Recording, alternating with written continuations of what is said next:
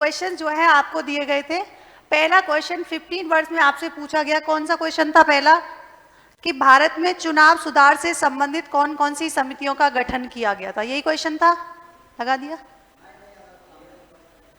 कौन सा था बताओ।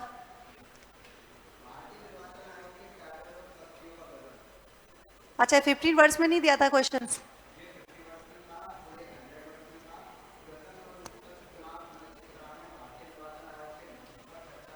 ठीक है, पीडीएफ लगा दी।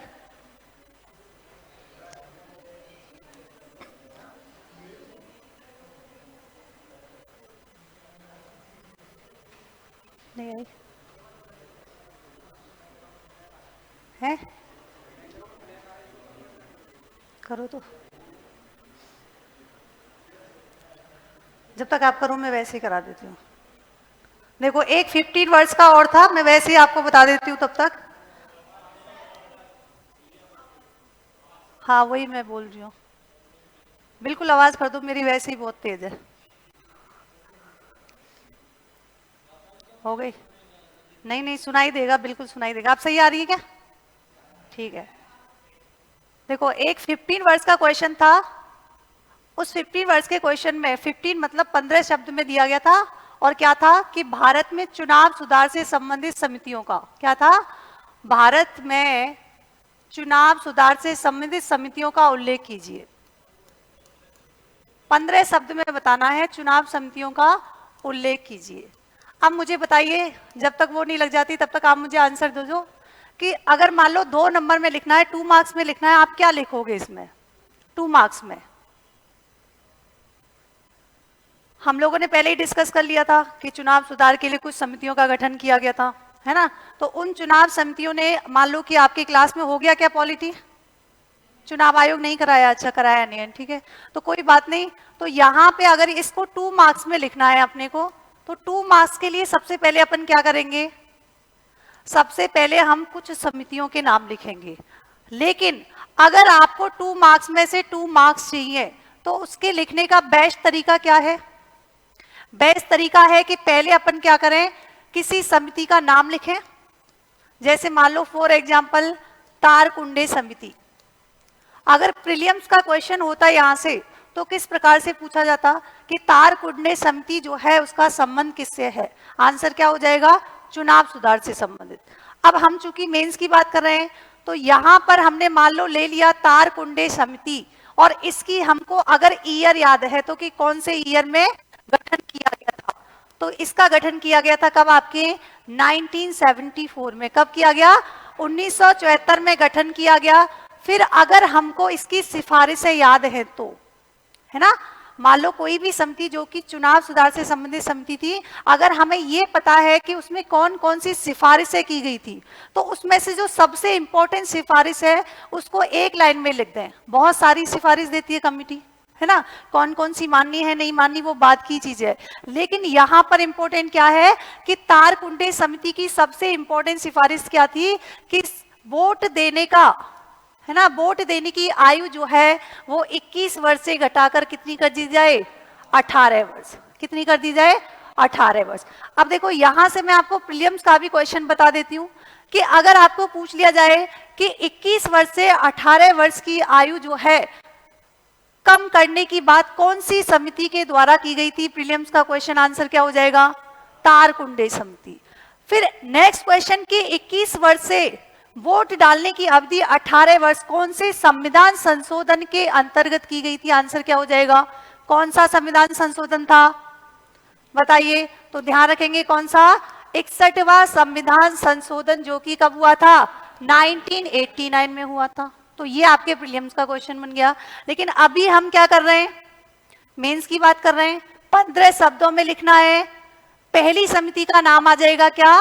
तारकुंडे समिति। जरूरी नहीं है कि लाइन से ही लिखो कि तारकुंडे को ही पहले लिखना है। आप चाहो तो इंद्रजीत को भी पहले लिख सकते हो, दिनेश गोस्वामी को भी पहले लिख सकते हो, के संतानम को भी पहले लिख सकते हो। ये लिखने की आपको जरूरत नहीं है, ठीक है। दूसरा, मान लो फॉर एग्जाम्पल आपके समिति का नाम लिख दिया, कौन सी? दिनेश गोस्वामी समिति। कौन सी? दिनेश गोस्वामी समिति। कब गठन हुआ था? इसका गठन हुआ था 1990 यानी कि 1990 में। जरूरी नहीं है कि ईयर याद हो, नहीं भी याद है तो मत लिखो, लेकिन उसके आगे आपको क्या लिख देनी है, उसकी इंपॉर्टेंट जो क्या है सिफारिश जो है वो लिख देना है। इसकी सिफारिश क्या थी, बहुत सारी थी, लेकिन इंपॉर्टेंट क्या थी, इन्होंने कहा क्या होना चाहिए जब वोट डले तो उसमें किसका, इलेक्ट्रॉनिक वोटिंग मशीन का यूज होना चाहिए। तो ये हमने लिख दिया। तीसरा मान लो हमने एक कमिटी लिख दी, कौन सी, इंद्रजीत, कौन सी लिख दी, इंद्रजीत समिति। इसकी भी मान लो जो भी इंपॉर्टेंट जो भी सिफारिश की गई, फॉर एन एग्जाम्पल इसने क्या कहा था कि लोकसभा और विधानसभा चुनाव जब हो तो उसमें जो टोटल व्यय होगा है ना, जो भी इसमें एक्सपेंडिचर होंगे वो किसके द्वारा बहन किए जाएं, गवर्नमेंट के द्वारा बहन किए जाएं। तो हमने एक आगे लिख दिया। जैसे फिर हमने चौथे नंबर की एक और लिख दी, कौन सी, जैसे के संथानम समिति, कौन सी, के संथानम समिति, जिसका गठन कब किया गया था, गठन की बात करेंगे तो इसका गठन हुआ था आपके 1962 में। कब किया गया था, 1962 में इसका गठन किया गया था। फिर इसकी सिफारिश लिख दो। तो अगर 2 मार्क्स का पूछा गया है तो मिनिमम आपको कितनी समिति के नाम लिखने हैं, कम से कम 4 लिखने हैं। अगर आपको ज्यादा आती है तो बाकी के आप लिख सकते हो 5 और 6, जितना भी आपके पास स्पेस बचा हुआ है। तो अगर आपने इस तरीके से लिखा है कि समिति का नाम लिख दिया है ना, नाम लिखने के बाद आपने उसकी ईयर लिख दी कि कौन सी समिति का गठन जो है कौन से ईयर में किया गया। और सबसे इंपॉर्टेंट चीज कि अगर उस समिति के द्वारा जो सिफारिशें दी गई उस सिफारिशों के बारे में लिख दिया तो इसमें आपके मार्क्स जो हैं वो क्या होंगे, न के बराबर डिडक्ट होंगे। आपको आसानी से क्या मिल सकते हैं, 2 में से 2 मार्क्स मिल सकते हैं। अच्छा एक चीज और क्या है कि सबसे ज्यादा अगर मेंस में हमको मार्क्स लेके आना है तो 2 और 5 नंबर के जो मार्क्स हैं वहां से अपन लेके आ सकते हैं। क्यों, क्योंकि 10 मार्क्स में से आपके बहुत रेयरली मार्क्स जो है क्या मिलते हैं, 5.5 और 6। अगर आपने बहुत अच्छा लिखा है तो भी कितने लिखेंगे, 5.5 और 6 नंबर लिखे आते हैं आपके, मुश्किल से मुश्किल। एक सेकेंड, थोड़ा टाइट नहीं हो सकता क्या, टाइट नहीं हो सकता थोड़ा, बालों के अंदर, उससे कोई फर्क नहीं पड़ा, टाइट ही नहीं हो रहा।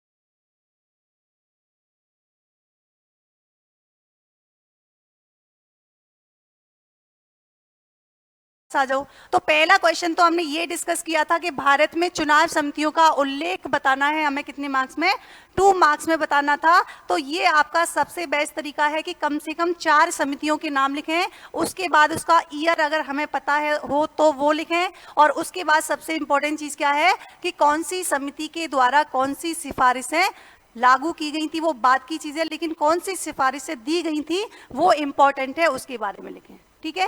इसके अलावा हमने 50 शब्द के बारे में बात की थी कि 50 शब्द का कौन सा था, हो गया क्या, लगा वो,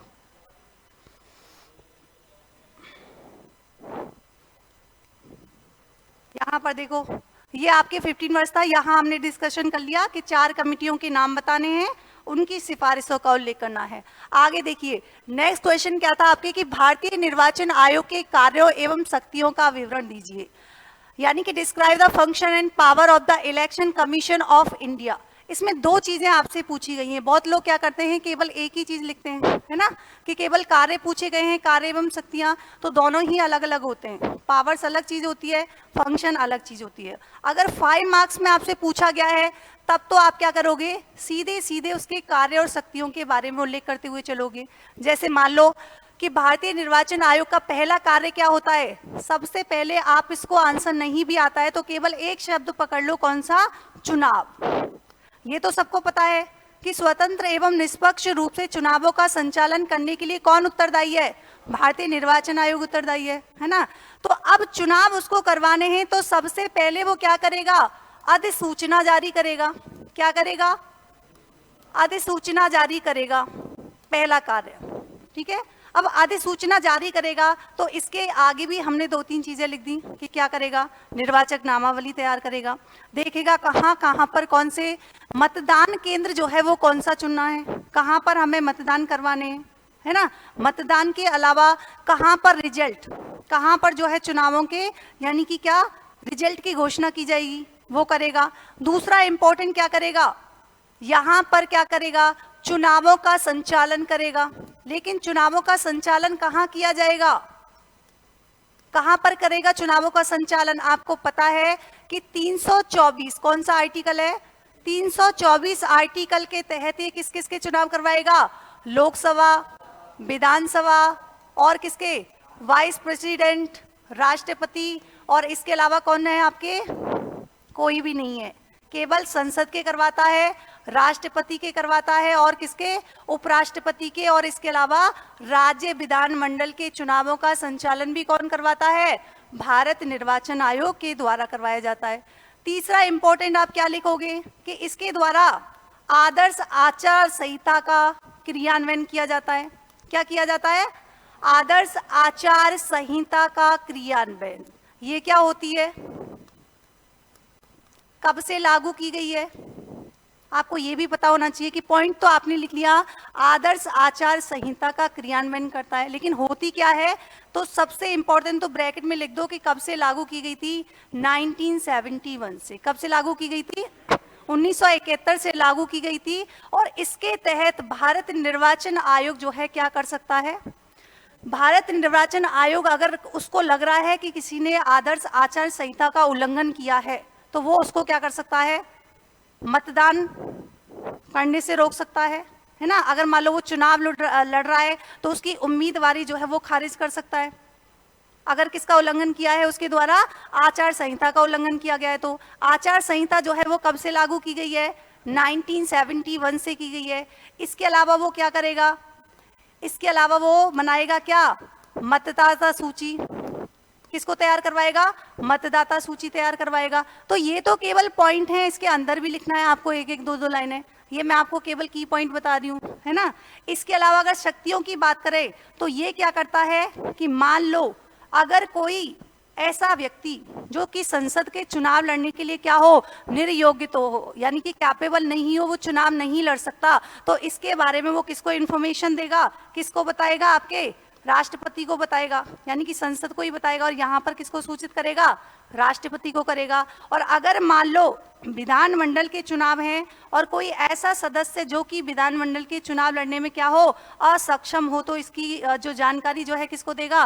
विधानमंडल को बताएगा, है ना। तो ये तो इसके क्या हो गए? कार्य एवं शक्ति हो गए। कितने मार्क्स में? अगर 50 वर्ष में पूछे गए हैं तो, है ना। ये केवल की पॉइंट्स हैं, अंदर भी लिखना है कि अधिसूचना जारी करता है, अधिसूचना कैसे जारी करता है, क्या क्या काम करता है।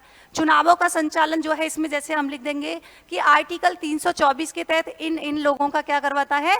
चुनाव करवाता है, ताकि स्वतंत्र एवं निष्पक्ष जो है चुनाव करवा सके। फिर यहाँ पर लिख देंगे आदर्श आचार संहिता का क्रियान्वयन करता है। ब्रैकेट में हमको टाइम पीरियड पता है तो लिख दिया कब से कब तक?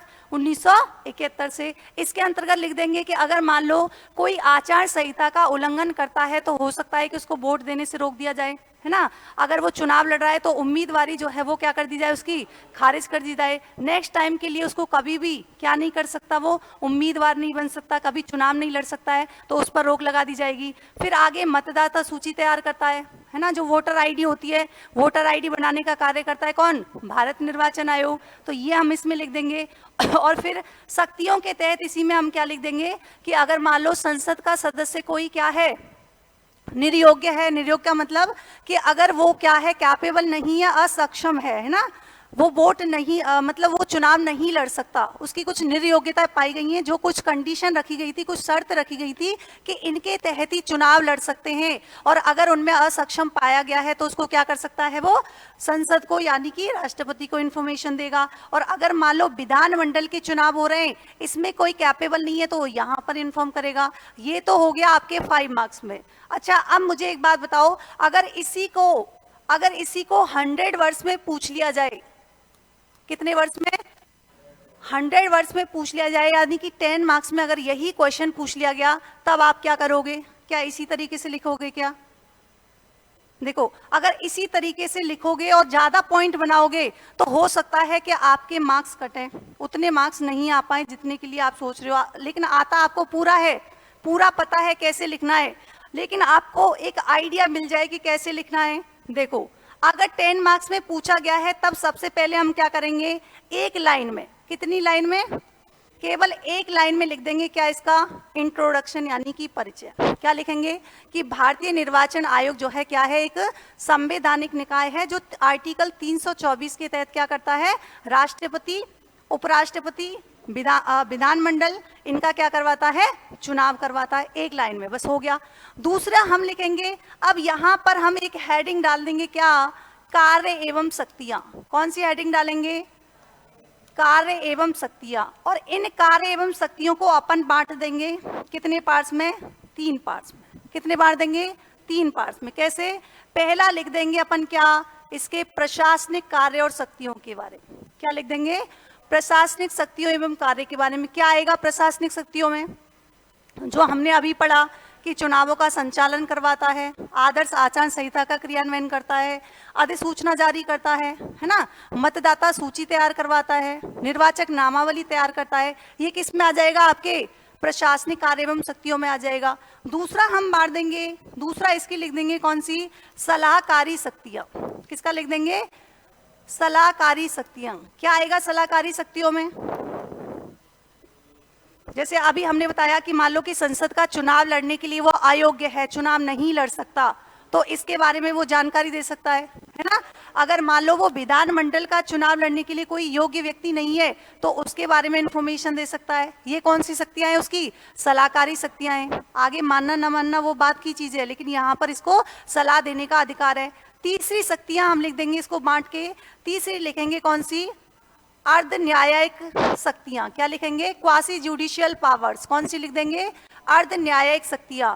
अर्ध न्यायिक शक्तियों का मतलब यहाँ पर क्या है, अर्ध न्यायिक शक्तियों का मतलब क्या है यहाँ पर, अर्ध न्यायिक का मतलब कह रहा है कि इसको पावर तो है, ज्यूडिशरी पावर दी गई है, न्यायिक शक्तियां दी गई है, लेकिन पूर्ण रूप से इसके हाथ में नहीं होती, यानी कि अंतिम रूप से यह निर्णय नहीं लेता है। केवल क्या करता है, केवल प्रारंभिक, मान लो अगर कोई विवाद हो जाता है, किससे रिलेटेड, मान लो अगर चुनावों से संबंधित क्या हो गया, कोई डिस्प्यूट हो गया, कोई विवाद हो गया, तो ऐसी स्थिति में क्या करेगा, प्रारंभिक सुनवाई जो है वो किसके द्वारा की जाएगी, भारतीय निर्वाचन आयोग के द्वारा। केवल क्या करेगा, प्रारंभिक सुनवाई करेगा। जैसे मान लो एमपी एमएलए के चुनाव हो रहे हैं, किसके चुनाव हो रहे हैं, मान लो एमपी एमएलए के चुनाव हो रहे हैं, और उनमें मान लो कोई ऐसी स्थिति उत्पन्न हो गई, कोई डिस्प्यूट हो गया, तो ऐसी स्थिति में क्या करेगा, एमपी एमएलए का निर्वाचन तो रद्द किया जाएगा, किसके द्वारा, राष्ट्रपति के द्वारा। किसके द्वारा, राष्ट्रपति के द्वारा। तो निर्वाचन उसका रद्द कर दिया जाएगा,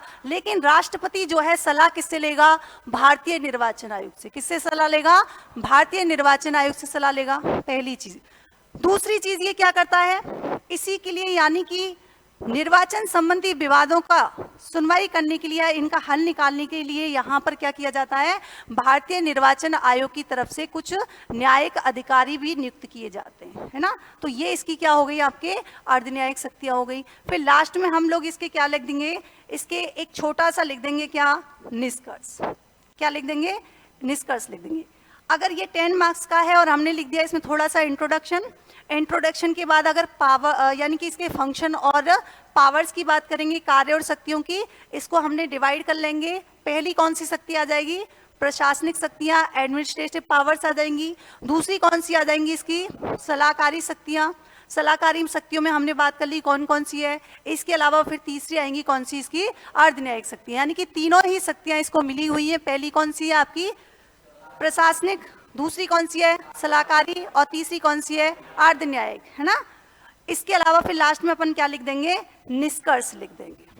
ये हो गया आपके 10 मार्क्स में भी आप इसको लिख सकते हैं, 5 मार्क्स में भी लिख सकते हैं, लेकिन आप खुद से लिख के देखना, है ना। एक बार मैंने आपको समझाया वो अलग चीज है, लेकिन आप खुद से लिखोगे तो आपको समझ में आएगा किस प्रकार से हमको लिखना है। तो आप एक बार लिखिएगा।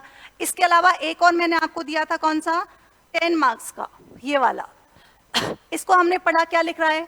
स्वतंत्र एवं निष्पक्ष चुनाव सुनिश्चित करने में भारतीय निर्वाचन आयोग की क्या करना है? महत्व पर चर्चा करते हुए इसके समक्ष आने वाली चुनौतियों का परीक्षण कीजिए। क्या कह रहा है? 3 ही शब्द हमको समझ में आने चाहिए कि पहला तो क्या पूछ रहा है? महत्व की बात कर रहा है। दूसरा कह रहा है कि क्या करना है? चुनौतियां बतानी है कि जब भारतीय निर्वाचन आयोग चुनाव करवाता है तो उसको कौन कौन से चैलेंजेस जो हैं वो फेस करने पड़ते हैं, कौन कौन सी समस्याएं उनके सामने आती हैं। और तीसरा परीक्षण का मतलब हो गया कि अगर चुनौतियां आती हैं तो इसका मतलब क्या है कि उसके समाधान आपके अकॉर्डिंग क्या होने चाहिए। तो इसका मतलब चुनौतियां जहां पर आ जाएं तो आपको क्या लिख देना है? समाधान भी लिख देना है, और लास्ट में आपको क्या लिख देना है? निष्कर्ष। जैसे इसका मैं बताऊं फॉर्मेट आपको, सबसे पहले हम क्या लिखेंगे? परिचय। परिचय में मैंने आपको जैसा कि अभी कहा कि पहली लाइन क्या हो जाएगी परिचय में, इंट्रोडक्शन में क्या देंगे कि भारतीय निर्वाचन आयोग जो है क्या है? एक संवैधानिक निकाय है जो आर्टिकल अनुच्छेद 324 के तहत राष्ट्रपति, उपराष्ट्रपति, संसद और राज्य विधानमंडल के क्या करवाता है? चुनाव करवाता है। सिर्फ इतना ही, ठीक है। आगे दूसरे पॉइंट में हम लिख देंगे कि भारतीय लोकतांत्रिक व्यवस्था में इसका महत्व, क्या लिख देंगे?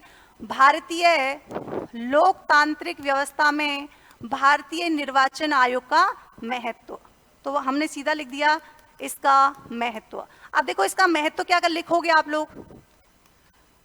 अगर सीधा सीधा लिखोगे, है ना, सीधा सीधा लिखोगे, उससे बढ़िया है कि आप क्या लिखो? की पॉइंट्स बना के लिखो। जैसे मैंने आपको अभी बताया, पहला पॉइंट जैसे लिख दिया निष्पक्ष, कौन से? जैसे पहला पॉइंट हमने मान लो लिख दिया निष्पक्ष चुनावों का संचालन। क्या लिख दिया? निष्पक्ष चुनावों का संचालन। इसके अंदर हमने 1-2 लाइनें लिख दी, है ना। इसी के अंतर्गत हमने क्या किया? 1-2 लाइन और लिख दी कि किस प्रकार करवाता है। दूसरा पॉइंट मान लो हमने लिख दिया कि आदर्श आचार संहिता का क्रियान्वयन, ये पॉइंट हमने लिख दिया, है ना। तीसरा पॉइंट और हमने लिख दिया कि निर्वाचक नामावली तैयार करता है। तो ये इसका महत्व हो गया। और महत्व के बाद हम क्या लिख देंगे इसमें? चुनौतियां। क्या लिख देंगे? चुनौतियां। एक साइड आप लोग चुनौतियां लिख देना, है ना, और इसी के सामने ऐसे टेबल बना देना। टेबल मतलब बीच में से ही लाइन खींच देना और इधर ही लिख देना क्या? चुनाव के साथ क्या लिखोगे? सॉरी, चुनौतियों के साथ समाधान। इस तरीके से एक साइड में आप क्या लिखोगे? चुनौतियां, और दूसरी साइड में आप क्या लिखोगे? समाधान। चूंकि आपको पता है जो इसकी चुनौतियां आप लोग लिखोगे उसी को आप समाधान के रूप में लिखोगे। जैसे चुनौतियां क्या क्या आ सकती हैं? जैसे मान लो जिसके पास बहुत सारा पैसा रहता है, धन बल का प्रयोग करते हैं, जबरदस्ती क्या करते हैं? वोट खरीद लेते हैं, वोट खरीद लेते हैं और उनको क्या करते हैं? इसके अलावा जैसे राजनीति का, चुनावों का अपराधीकरण होता है, राजनीति का अपराधीकरण होता है ना। लोग क्या करते हैं? जैसे मतलब शराब वगैरह ये लोग है, ये बेचते हैं ना, अपनी भाषा में आपको पता भी होगा। समाधान क्या कर सकते हैं कि आदर्श आचार संहिता जो है उसका क्या किया जाए? उसका क्रियान्वयन अच्छी तरीके से किया जाए, है ना। तो ये हम लोग समाधान के रूप में लिख सकते हैं। और लास्ट में हम लोग क्या लिख देंगे? निष्कर्ष। क्या लिख देंगे? निष्कर्ष। अब ये पूरा मैं आपको इसलिए लिखा के नहीं बता रही क्योंकि ये क्या करना है, आप लोगों ने लिखा नहीं है, एक बार आप लोग लिख के लाना और मुझे एक बार चेक करा देना कि किस प्रकार लिखा गया है ना। एक बार लिखना और सर को दे देना, फिर हम लोग चेक कर लेंगे कि कैसे आंसर, क्योंकि हो सकता है अभी के लिए आपको बस इतना ही समझ में आ रहा हो कि हाँ ऐसे कुछ की पॉइंट्स हैं, लेकिन आप लिखोगे तो आपको समझ में आएगा कि मैं और क्या लिख सकता हूँ इसके अंतर्गत, आपको खुद से पता रहेगा। लेकिन जब पहली बार लिखते हैं, है ना, बहुत सारे बच्चे लिखते नहीं है, उनको लगता है कि ठीक है वहीं जाके लिख लेंगे, जब पेपर होगा तब लिख लेंगे। तो ये है ना सबसे फेल होने का सबसे मेन रीजन है कि अपन लिखते नहीं है। अभी से लिखने की प्रैक्टिस करोगे। अच्छा, आप लोगों में से कितने लोग जो हैं आरएस का एग्जाम दे सकते हैं इस बार? बाकी के नहीं दे सकते? 21 साल के नहीं हुए या फिर कोई ग्रेजुएशन नहीं हुई, है ना। ग्रेजुएशन में कौन कौन से सब्जेक्ट्स हैं? आप लोगों के पास ग्रेजुएशन में कौन सी सब्जेक्ट है? हिंदी लिटरेचर है ना, तो सब्जेक्ट तो उसी अकॉर्डिंग ले रखी है। पॉलिटी, फिर पॉलिटी तो अच्छी होनी चाहिए, है ना।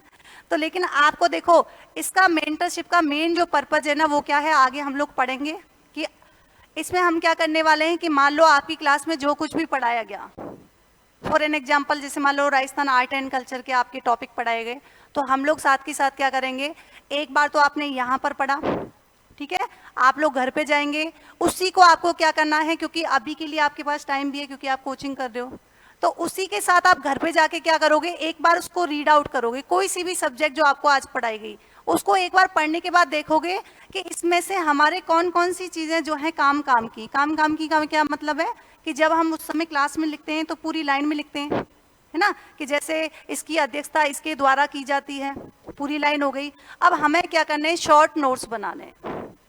क्या करना है, शॉर्ट्स नोट्स बनाने। उसमें हमने जैसे अभी जैसे मान लो कि हमने लिखा दिया निर्वाचन आयोग, क्या लिख दिया, निर्वाचन आयोग, चूंकि हमने अभी पढ़ा है इसलिए मैं आपको बता रही हूं, निर्वाचन आयोग लिखा। अब आपको लाइन लिखने की जरूरत नहीं है अध्यक्षता, सीधा लिख दो अध्यक्षता किसके द्वारा की जाती है, सीधा लिख दो कौन से आर्टिकल में, अनुच्छेद लिखने की जरूरत नहीं है, सीधा लिखो 324 से 329, भाग लिखने की जरूरत नहीं है, लिख दो सीधा क्या है 15। निर्वाचन आयोग के बारे में सीधा लिख दो कैसी संस्था है, संवैधानिक, है ना, सिर्फ सीधा सीधा लाइन लिखो संवैधानिक संस्था है।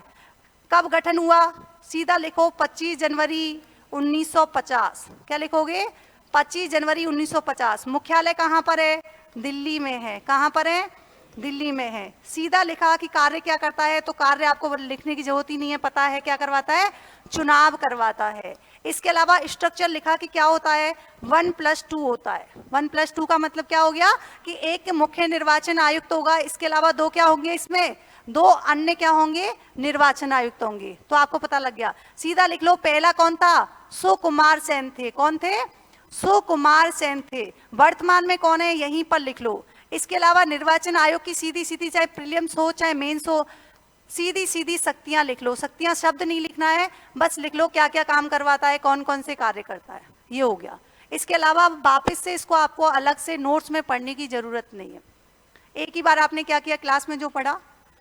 फिर मान लो कि आपको संस्थान की तरफ से जो नोट्स दिए जाते हैं ना, तो हो सकता है कि उसमें कुछ एक्स्ट्रा चीजें भी हों, तो जो एक्स्ट्रा चीजें आपको मिली वो आपको अलग से नोट डाउन कर लेती हैं जब आपको शॉर्ट नोट्स बनाओगे। फिर उसके अलावा मान लो कि कभी आपने क्वेश्चन सॉल्व किए, प्रीवियस ईयर के कुछ क्वेश्चंस देखे, मान लो कि संविधान सभा से देखे या मूल अधिकार से देखे, कहीं से भी देखे, आपको लगा कि हम लोगों ने जो क्लास में हमको पढ़ाया गया या क्लास के अलावा हमने जो नोट्स पढ़े संस्थान के, या फिर हमने कोई ऑथेंटिक बुक जो पढ़ी, उसके अलावा भी मैंने ऐसे कुछ क्वेश्चंस देखे हैं जिसमें एक्स्ट्रा इन्फॉर्मेशन दे रखी है, तो अपन को क्या करना है, उस एक्स्ट्रा इन्फॉर्मेशन को भी यहीं पर नोट डाउन कर लेना है ना। जब इनको आप शॉर्ट नोट्स के रूप में जल्दी जल्दी पढ़ोगे तो आपको फटाफट याद हो जाएगा, क्योंकि जब आपका प्रीलिम्स आएगा, जब आपका मेंस आएगा, तब आपके पास इतना टाइम नहीं होगा कि इतनी मोटी कॉपी को वापस से पढ़ो कि कहाँ पर कौन सी चीज लिखी गई है। लेकिन आपके पास शॉर्ट्स नोट्स होंगे तो आप लोग देख पाओगे कि जहाँ पर 200 पेजेस में आपने एक सब्जेक्ट को लिखा था, वहाँ आपके मुश्किल से मुश्किल 8 से 15 पेज में क्या हो गया जाएगा, वो कंसाइज कर सकते हैं अपन, उसको इतने कम पेजों में कवर कर लेंगे। और जब पढ़ोगे तो आपको जोर ही नहीं आएगा, आपको पता है कि एक साइड मेरे पॉलिटी के नोट्स हैं, एक पास मेरे पास क्या है, आर्ट एंड कल्चर के हैं, तो इस तरीके से सबके आपको क्या कर लेने हैं, नोट्स बना लेने हैं ना। और पॉलिटी में स्पेशल आपको क्या करना है, जैसे मैंने उस दिन एक न्यूज आपको बताई थी, कौन सी, जैसे पीएम किसान सम्मान निधि योजना की हमने बात करी थी, तो मैंने आपको कहा कि अगर कोई स्कीम है तो सीधा एक ही बार में लिख लो।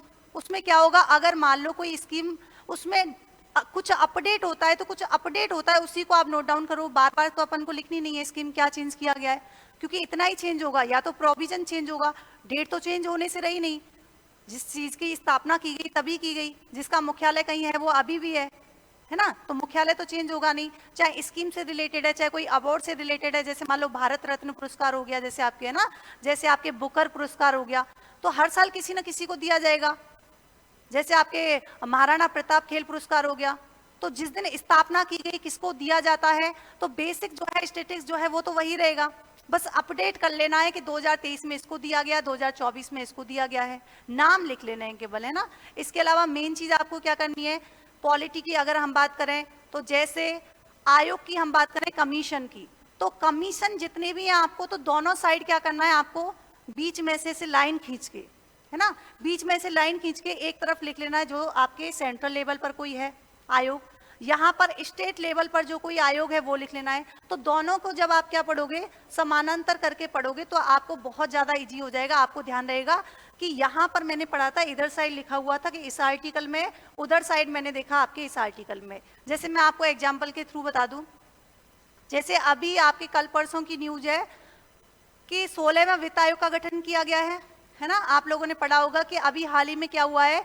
16वें वित्त आयोग का गठन किया गया था 2023 में। कब किया गया था, 2023 में किया गया था। लेकिन करंट की न्यूज कैसे हो गई कि अभी हाल ही में क्या हुआ है, एक सलाहकारी परिषद का निर्माण किया गया है। किसका गठन किया गया है, सलाहकारी परिषद का गठन किया गया है। उसकी संयोजक जो है वो किसको बनाया गया है, डॉक्टर पूनम गुप्ता को बनाया गया है। किसको बनाया गया है, डॉक्टर पूनम गुप्ता को इसका संयोजक बनाया गया है। तो ये तो आपकी करंट की न्यूज हो गई।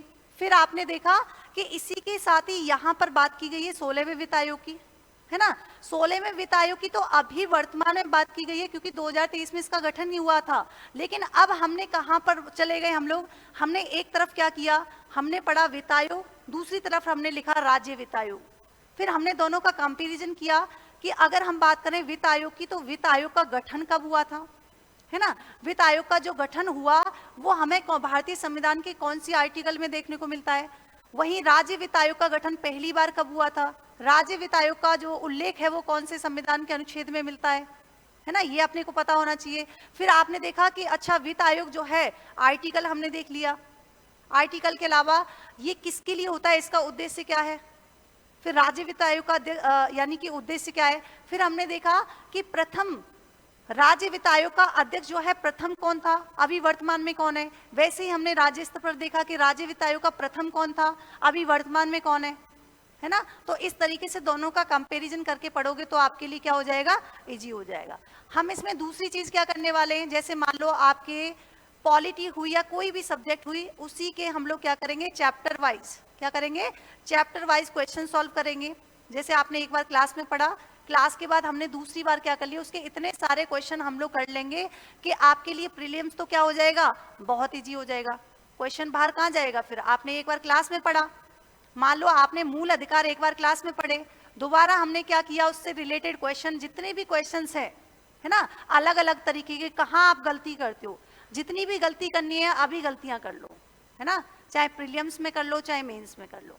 वहां जाके गलती करोगे तो एक बार क्या करोगे, निकल जाओगे। भाई अपना पहला टारगेट क्या है, आरएस बनना है अपने को।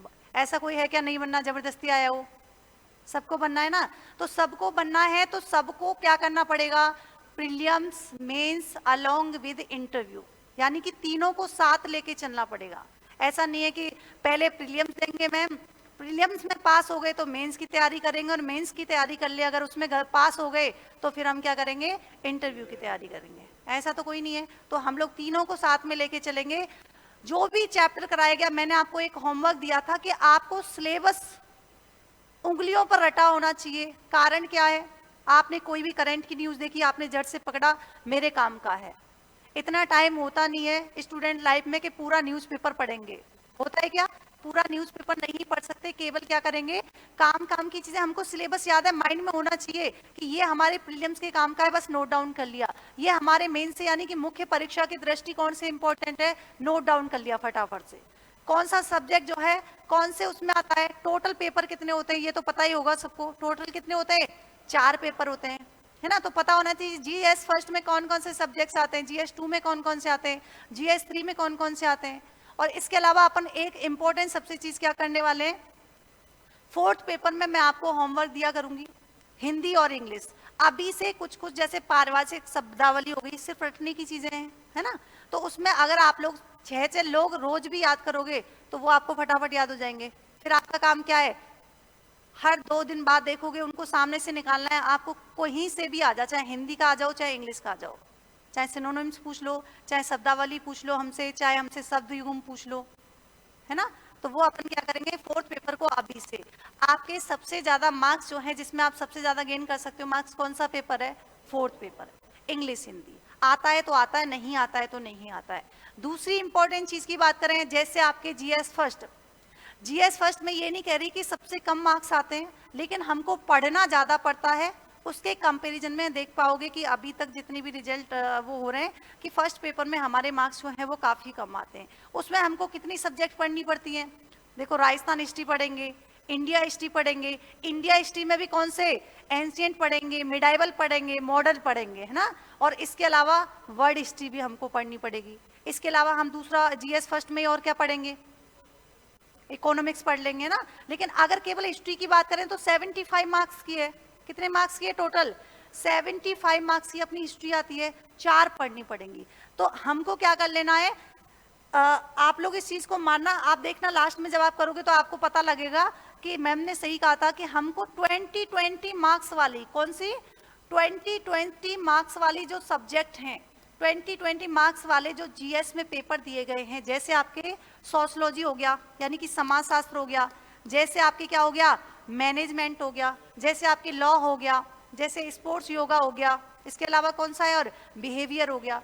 तो ये 20-20 मार्क्स के जो सब्जेक्ट हैं उनको इतना पढ़ लेना है अपने को कि क्वेश्चन बाहर जाएगा नहीं। उसमें खास बात क्या है कि मेन पॉइंट दिए गए, कोई एक पर्टिकुलर लाइन दी गई है और वो केवल उसके क्या जानना चाह रहा है, वो पूछ रहा है कि आप बस उद्देश्य याद कर लो इस चीज का।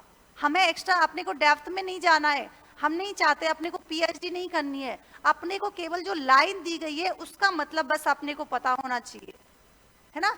तो 20-20 मार्क्स वाली जो सब्जेक्ट हैं उसको अभी से आप साथ में लेके चलना। आप देख पाओगे कि आपने इतनी अच्छी तरीके से मेंस की तैयारी हो जाएगी कि आपको खुद को ही पता नहीं चलेगा कि हमने कब तैयारी कर ली। तो 20-20 मार्क्स की एक सब्जेक्ट बांट लो कि इस बार हमको क्या करना है, इतने दिन में ये वाली सब्जेक्ट कंप्लीट करनी है। जैसे मान लो मैनेजमेंट हो गया, पहला चैप्टर लिया, पहला चैप्टर पढ़ा, खुद के माइंड में आ जाना चाहिए कि किस तरीके के क्वेश्चन बन सकता है। जैसे आप सोचते हो वैसे ही एग्जामिनर सोचता है, अलग से नहीं सोचता। आपके माइंड में क्वेश्चन आना चाहिए कि क्या इस तरीके से पूछा जा सकता है क्या, है ना। मेंस का क्वेश्चन पहले ऐसा पूछा गया था प्रीवियस ईयर में, अब किस प्रकार से क्वेश्चन पूछा जा सकता है। ऐसा कोई है जिसने प्रीवियस ईयर के क्वेश्चंस देखे हों, पीवाईक्यू देखे हों, प्रीलिम्स के और मेंस के भी? कोई है आप में से जिसने पीवाईक्यू सॉल्व किए हों, प्रीलिम्स और मेंस के किए हैं? तो दोनों के करने हैं, मेंस के भी करने हैं। देखने तो हैं कि कौन सा कहां से कैसे पूछा गया है। भाई टीचर का काम तो केवल आपको पढ़ाना है, पढ़ाना ही है ना, लेकिन करना किसको पड़ेगा? आपको करना पड़ेगा। मेहनत किसको करनी पड़ेगी? आपको करनी पड़ेगी। तो अगर आपके साथ ऐसा कोई इंसान मिल जाए जो आपके साथ मेहनत करता हुआ चले, और वो इंसान संस्थान ने आपको दे दिया, मैं हूँ, मेरी तरफ से जो भी कोई मान लो कोई टीम और आती है ना, जिसमें भी आपको मान लो कोई भी सब्जेक्ट में आपको क्या है दिक्कत है, तो ऐसा नहीं है कि वैसे आरएस जिसने 3-4 बार दे लिया तो उसको वैसे जरूरत नहीं पड़ती। फिर भी मान लो कि आपको किसी भी सब्जेक्ट में आ रही है, आप इतने क्वेश्चन लिखो और क्वेश्चन चेक कराओ। मैं मेरी टीम से आपके सारे क्वेश्चन चेक करवाऊंगी, कहाँ कैसे कहाँ गलती है वो मैं खुद से चेक करूंगी आप लोगों के क्वेश्चंस, है ना। बस आपको क्या करना है, मेरे साथ जितना मैं आपको होमवर्क दूं वो आपको करना है। बाकी जो आप पढ़ते हुए जा रहे हो वो तो आप पढ़ते हुए लगातार जाना, उसमें आपके रुकना ही नहीं है। और कोई ऐसे बोले कि मैं आपसे पूछूं कि आप लगातार कितने घंटे पढ़ाई करते हो, आपने कहा कि मैं तो मैम आज 5 घंटे पढ़ा था, तो 5 घंटे में क्लास की पढ़ाई जो होती है ना उसको काउंट नहीं करना, क्योंकि क्लास में आप जो रेगुलर पढ़ के जा रहे हो वो आपकी सेल्फ स्टडी में काउंट नहीं होता। वहां पे टीचर का दिमाग चल रहा है, आपका कुछ नहीं चल रहा, आप केवल सुन पा रहे हो, आप केवल देख रहे हो, सुन रहे हो, बस सीखने का प्रयास कर रहे हो ना, पढ़ खुद से नहीं रहे हो ना। लेकिन जब इसी चीज को क्या करोगे, आप घर पे जाके पढ़ोगे। पढ़ने के कई तरीके होते हैं, अलग अलग स्टूडेंट जो है, हम डेली इस चीज पे डिस्कस नहीं करेंगे, बस मैं आज ही आपको बता रही हूँ कि बहुत सारे स्टूडेंट्स ऐसे होते हैं जिनको बोल बोल के पढ़ने की आदत होती है ना, बहुत सारे बच्चे। अब बोल के पढ़ोगे तो उसमें दिक्कत क्या रहती है कि जरूरी नहीं है आपको ऐसा प्लेस हमेशा मिले कि जहां पर आप बोल सको, बोल बोल के पढ़ सको। हो सकता है आप लाइब्रेरी जाते हो, है ना, हो सकता है बगल वाला जो है आपके साइड में बैठा है वो डिस्टर्ब हो जाए कि क्या है ये ऐसे जोर जोर से पढ़ रहा है, तो हमेशा आपको ऐसा माहौल नहीं मिलेगा।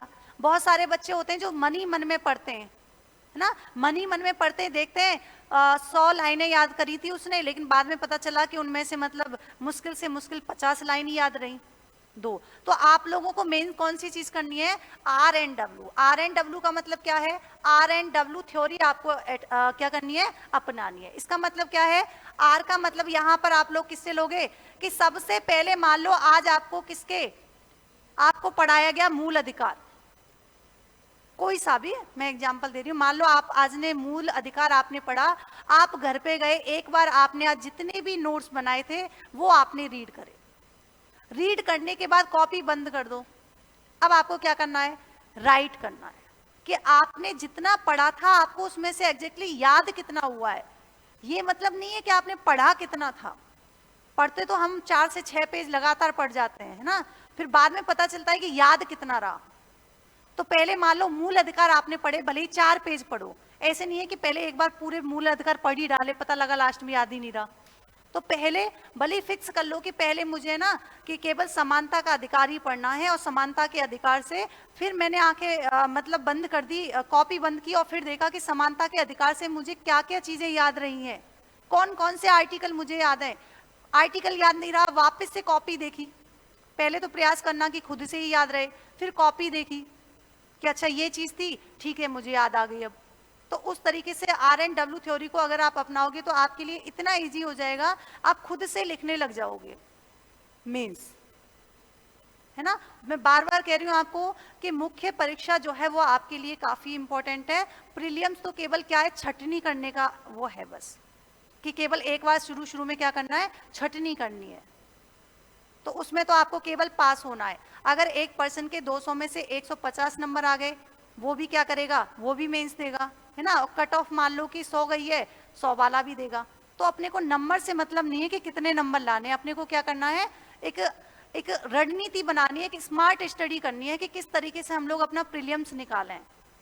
ये इंपॉर्टेंट नहीं है कि अपने को नंबर लाना है ना। तो अभी जैसे मान लो कि आपके, हम लोगों ने देखा था कि अभी आपके क्या करवाया गया था, संविधान सभा का चैप्टर हुआ है, कंप्लीट हो चुका है आपके, है ना। अभी संविधान सभा का जो आपका चैप्टर कंप्लीट हुआ है, उससे हम लोग क्या करने वाले हैं, कुछ एमसीक्यू, है ना, ये एमसीक्यू भी है, कुछ पीवाईक्यू जो कि आपके आरएस एग्जाम में पूछे गए। तो आपको करने का तरीका भी आना चाहिए, एलिमिनेट करने का भी तरीका आना चाहिए कि किस तरीके से हम लोग जो है इसका आंसर करा सकते हैं। बहुत सारे स्टूडेंट्स ऐसे होते हैं कि उनको पता होता है कि एग्जैक्टली क्वेश्चन में क्या पूछा गया है, लेकिन उन्होंने देखा नहीं। ये पता है कि ये पूछ रहा है, लेकिन बीच में पता लगा कि स्टेटमेंट में कुछ गड़बड़ थी, लेकिन हमने शुरू से ही देखा और हमने बस टिक कर दिया कि हमको आता है, बस हमने देखा ही नहीं, हमको स्टेटमेंट में अंदर नहीं देखा कि गड़बड़ कहाँ हुई थी। तो हम लोग कुछ क्वेश्चन सॉल्व करेंगे, आप लोगों ने चूंकि पढ़ा हुआ है तो आप लोग ही मेरे साथ ही प्रैक्टिस करके बताओगे ना। क्वेश्चन को ध्यान से पढ़ेंगे। पहला क्वेश्चन क्या है कि निम्नलिखित कथनों पर विचार कीजिए। आपको देखना है कि क्वेश्चन एग्जैक्टली पूछना क्या चाह रहा है, असत्य पूछ रहा है क्या या सत्य पूछ रहा है। कुछ वर्ड होते हैं वो कह देता है कि निम्नलिखित में से कौन सा सत्य नहीं है। अब बच्चे कंफ्यूज हो जाते हैं, सत्य नहीं है मतलब क्या पूछ रहा है। मान लो कि उसमें आपको दे दिया कि निम्नलिखित में से कौन सा असत्य नहीं है। अब बहुत देर तक तो कंफ्यूज ही हो रहे हैं कि ये पूछ क्या रहा है, असत्य नहीं है मतलब क्या पूछना चाह रहा है। क्या पूछ रहा है कि असत्य नहीं है, इसका मतलब क्या है, क्या पूछ रहा है, सत्य पूछ रहा है। तो जब भी आप क्वेश्चन सॉल्व करो तो सबसे पहले अपने को गोला कर लेना है किसको, कि पूछना क्या चाह रहा है ना। वहां पर भी जब मान लो आप प्रीलिम्स देने जाओगे तब सबसे पहले अपने को गोला कर लेना है। जैसे यहाँ पर मैंने बताया कि किसी क्वेश्चन में असत्य नहीं पूछा गया है तो आप उसी समय लिख लें कि ये क्या पूछना चाह रहा है, सत्य पूछना चाह रहा है, उसके बाद क्वेश्चन सॉल्व करें, है ना। अब देखो पहला क्वेश्चन क्या है, आपका स्टेटमेंट दिया हुआ है कि 29 अगस्त 1947 को भीमराव अंबेडकर प्रारूप समिति के अध्यक्ष बने थे। क्या सही है क्या? आगे चलते हैं। दूसरा स्टेटमेंट है आपके कि संविधान सभा के प्रथम अधिवेशन में 207 सदस्यों ने भाग लिया था। क्या सही है क्या? तीसरा स्टेटमेंट है कि संविधान सभा का गठन जो है वो कौन सी मिशन के आधार पर किया गया था। तो क्या ये सही है क्या? क्रिप्स मिशन के आधार पर किया गया था क्या? बताओ किसके अकॉर्डिंग केवल 2 सही होगा, किसके अकॉर्डिंग केवल 3? ऐसा कौन है जो कहेगा कि केवल 1 सही है?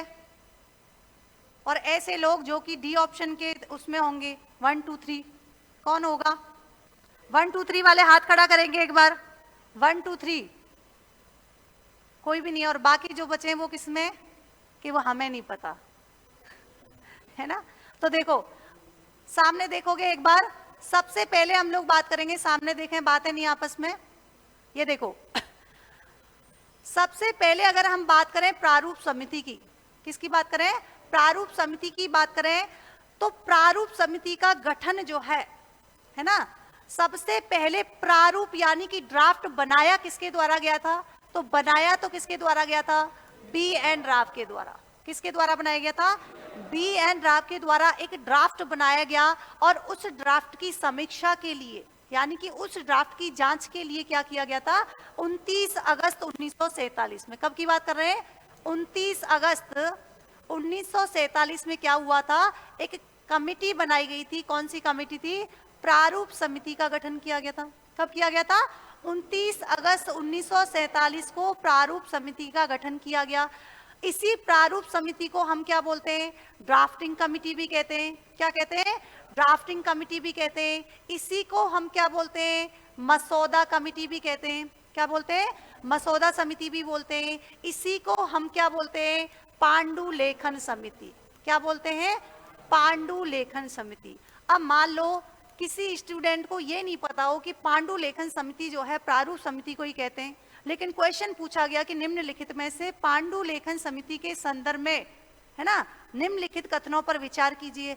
अब हमको यही नहीं पता है कि प्रारूप समिति के बारे में बात कर रहे थे, लेकिन हमें आता अंदर का सब कुछ है। तो हमें ये भी पता होना चाहिए कि प्रारूप समिति को ही ड्राफ्टिंग कमिटी कहते हैं, प्रारूप समिति को ही मसौदा समिति कहते हैं, और इसी को हम क्या बोलते हैं? पांडुलेखन समिति भी कहते हैं। अच्छा, बी एन राव के द्वारा तो केवल क्या बनाया गया था? प्रारूप बनाया गया था। लेकिन इस प्रारूप समिति जब बनाई गई तो इसका अध्यक्ष किसको बनाया गया? डॉक्टर भीमराव अंबेडकर को। किसको बनाया गया?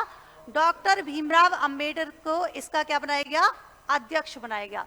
लेकिन ध्यान रखेंगे, इंपॉर्टेंट क्या है कि समिति का गठन जरूर 29 अगस्त को हुआ था, लेकिन इसको अध्यक्ष कब बनाया गया था? 30 अगस्त 1947 को। बस इतनी सी गड़बड़ थी इसमें, सिर्फ एक लाइन की, क्योंकि हमारा पढ़ा हुआ रहता है कि 29 अगस्त 1947 को प्रारूप समिति का गठन किया गया, तो हमारे माइंड में सबसे पहले क्लिक क्या होता है कि ये बिल्कुल सही है। जबकि यहाँ पर देखेंगे कि यहाँ पर बी राव अंबेडकर को कब बनाया गया था? 30 अगस्त 1947 को जो है अध्यक्ष के रूप में निर्वाचित किया गया था। दूसरा क्या है आपके?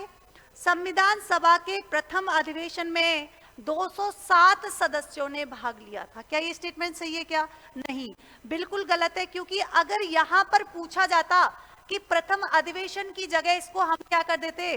प्रथम बैठक। क्या कर देते? प्रथम बैठक इसको कर देते, तब तो क्या हो जाता कि प्रथम बैठक में 207 सदस्यों ने भाग लिया था। ये तो सही है कि बैठक में तो टोटल कितने सदस्य थे? 207। कितने थे? 207। लेकिन अगर बात करेंगे कि प्रथम अधिवेशन में कितने लोगों ने भाग लिया था, तब आपका आंसर क्या हो जाएगा? 211। क्या हो जाएगा? 211। और अगर पूछ लिया जाए कि संविधान सभा पर कितनों के द्वारा यानी कि हस्ताक्षर किए गए थे, साइन किए गए थे, तब क्या हो जाएगा? 284। क्या हो जाएगा?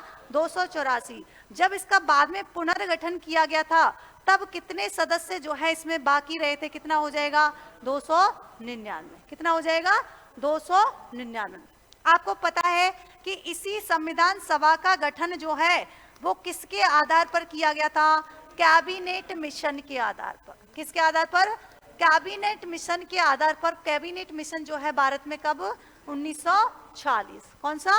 1946। और कैबिनेट मिशन में कितने व्यक्ति थे? 3। कितने आए थे? 3। कौन कौन थे? सिर्फ याद करोगे KAL। क्या याद करोगे? KAL। याद करने के लिए सबसे अच्छा तरीका है काल याद कर लो। कौन सा शब्द? काल याद कर लो, भूलोगे नहीं। के का मतलब यहाँ पर क्या है? Cripps, Stafford Cripps. क्या नाम है? Stafford Cripps. ए का मतलब यहाँ पर क्या हो गया? AB Alexander. क्या हो गया? AB Alexander. और एल का मतलब यहाँ पर क्या हो गया? लॉरेंस, यानी कि पैट्रिक लॉरेंस। तो ये 3 सदस्य जो है किसमें शामिल थे? कैबिनेट मिशन में शामिल थे। और ये जो क्रिप्स जो है, सर क्रिप्स 1942 में भी आया था, लेकिन उस समय क्या था? क्रिप्स मिशन का अध्यक्ष के रूप में यहाँ पर था, है ना। तो अब देखो यहाँ पर हमारा आंसर क्या हो जाएगा? पहला गलत हो गया, दूसरा भी गलत हो गया, क्योंकि यहाँ पर कितना आएगा? 211, इसका मतलब ये भी गलत हो गया। और चूंकि इसका गठन जो है किसके आधार पर? कैबिनेट मिशन के आधार पर किया गया, इसका मतलब ये भी गलत हो गया। तो यहाँ पर आंसर क्या हो जाएगा? डी ऑप्शन जो है वो क्या हो जाएगा? बिल्कुल करेक्ट हो जाएगा।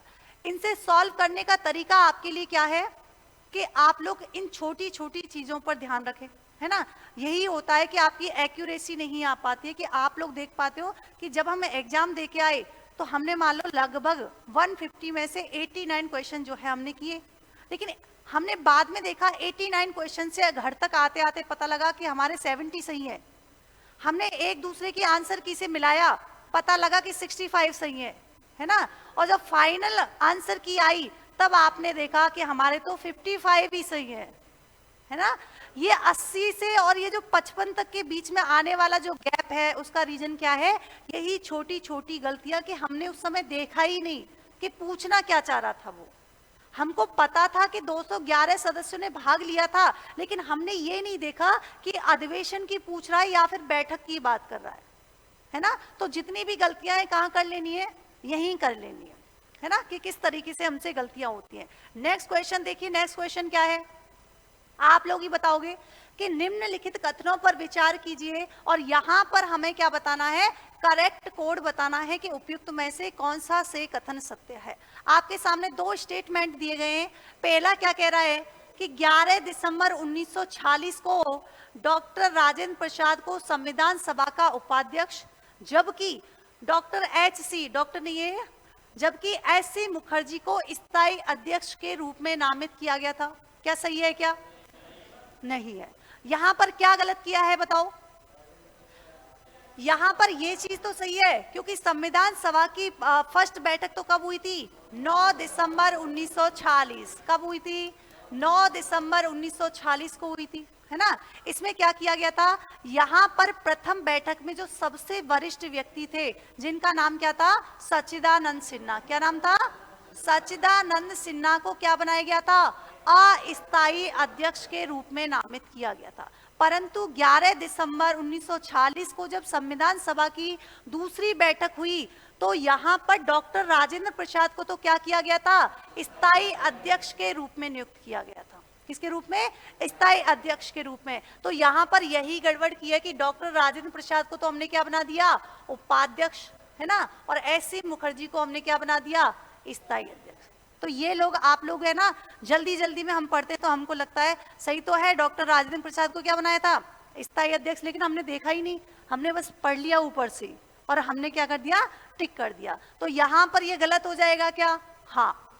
सेकेंड स्टेटमेंट देखिए, 13 दिसंबर 1946 को संविधान सभा में जवाहरलाल नेहरू द्वारा उद्देश्य प्रस्ताव प्रस्तुत किया गया था। क्या सही है? क्या बिल्कुल, क्योंकि 13 दिसंबर 1946 को संविधान सभा की बैठक जब हुई थी तो यहां पर जवाहरलाल नेहरू ने क्या किया था? एक उद्देश्य प्रस्ताव पारित किया था, जिसे बाद में क्या हुआ है? इसी की भावी रूपरेखा किसकी थी? वो प्रस्तावना की भी भावी रूपरेखा बनी, और प्रस्तावना को ही इसीलिए हम क्या बोलते हैं? उद्देश्य प्रस्ताव के रूप में भी जानते हैं। तो इसका मतलब यहाँ पर सेकेंड स्टेटमेंट हमारा सही हो जाएगा। तो यहाँ पर हमारा आंसर क्या हो जाएगा?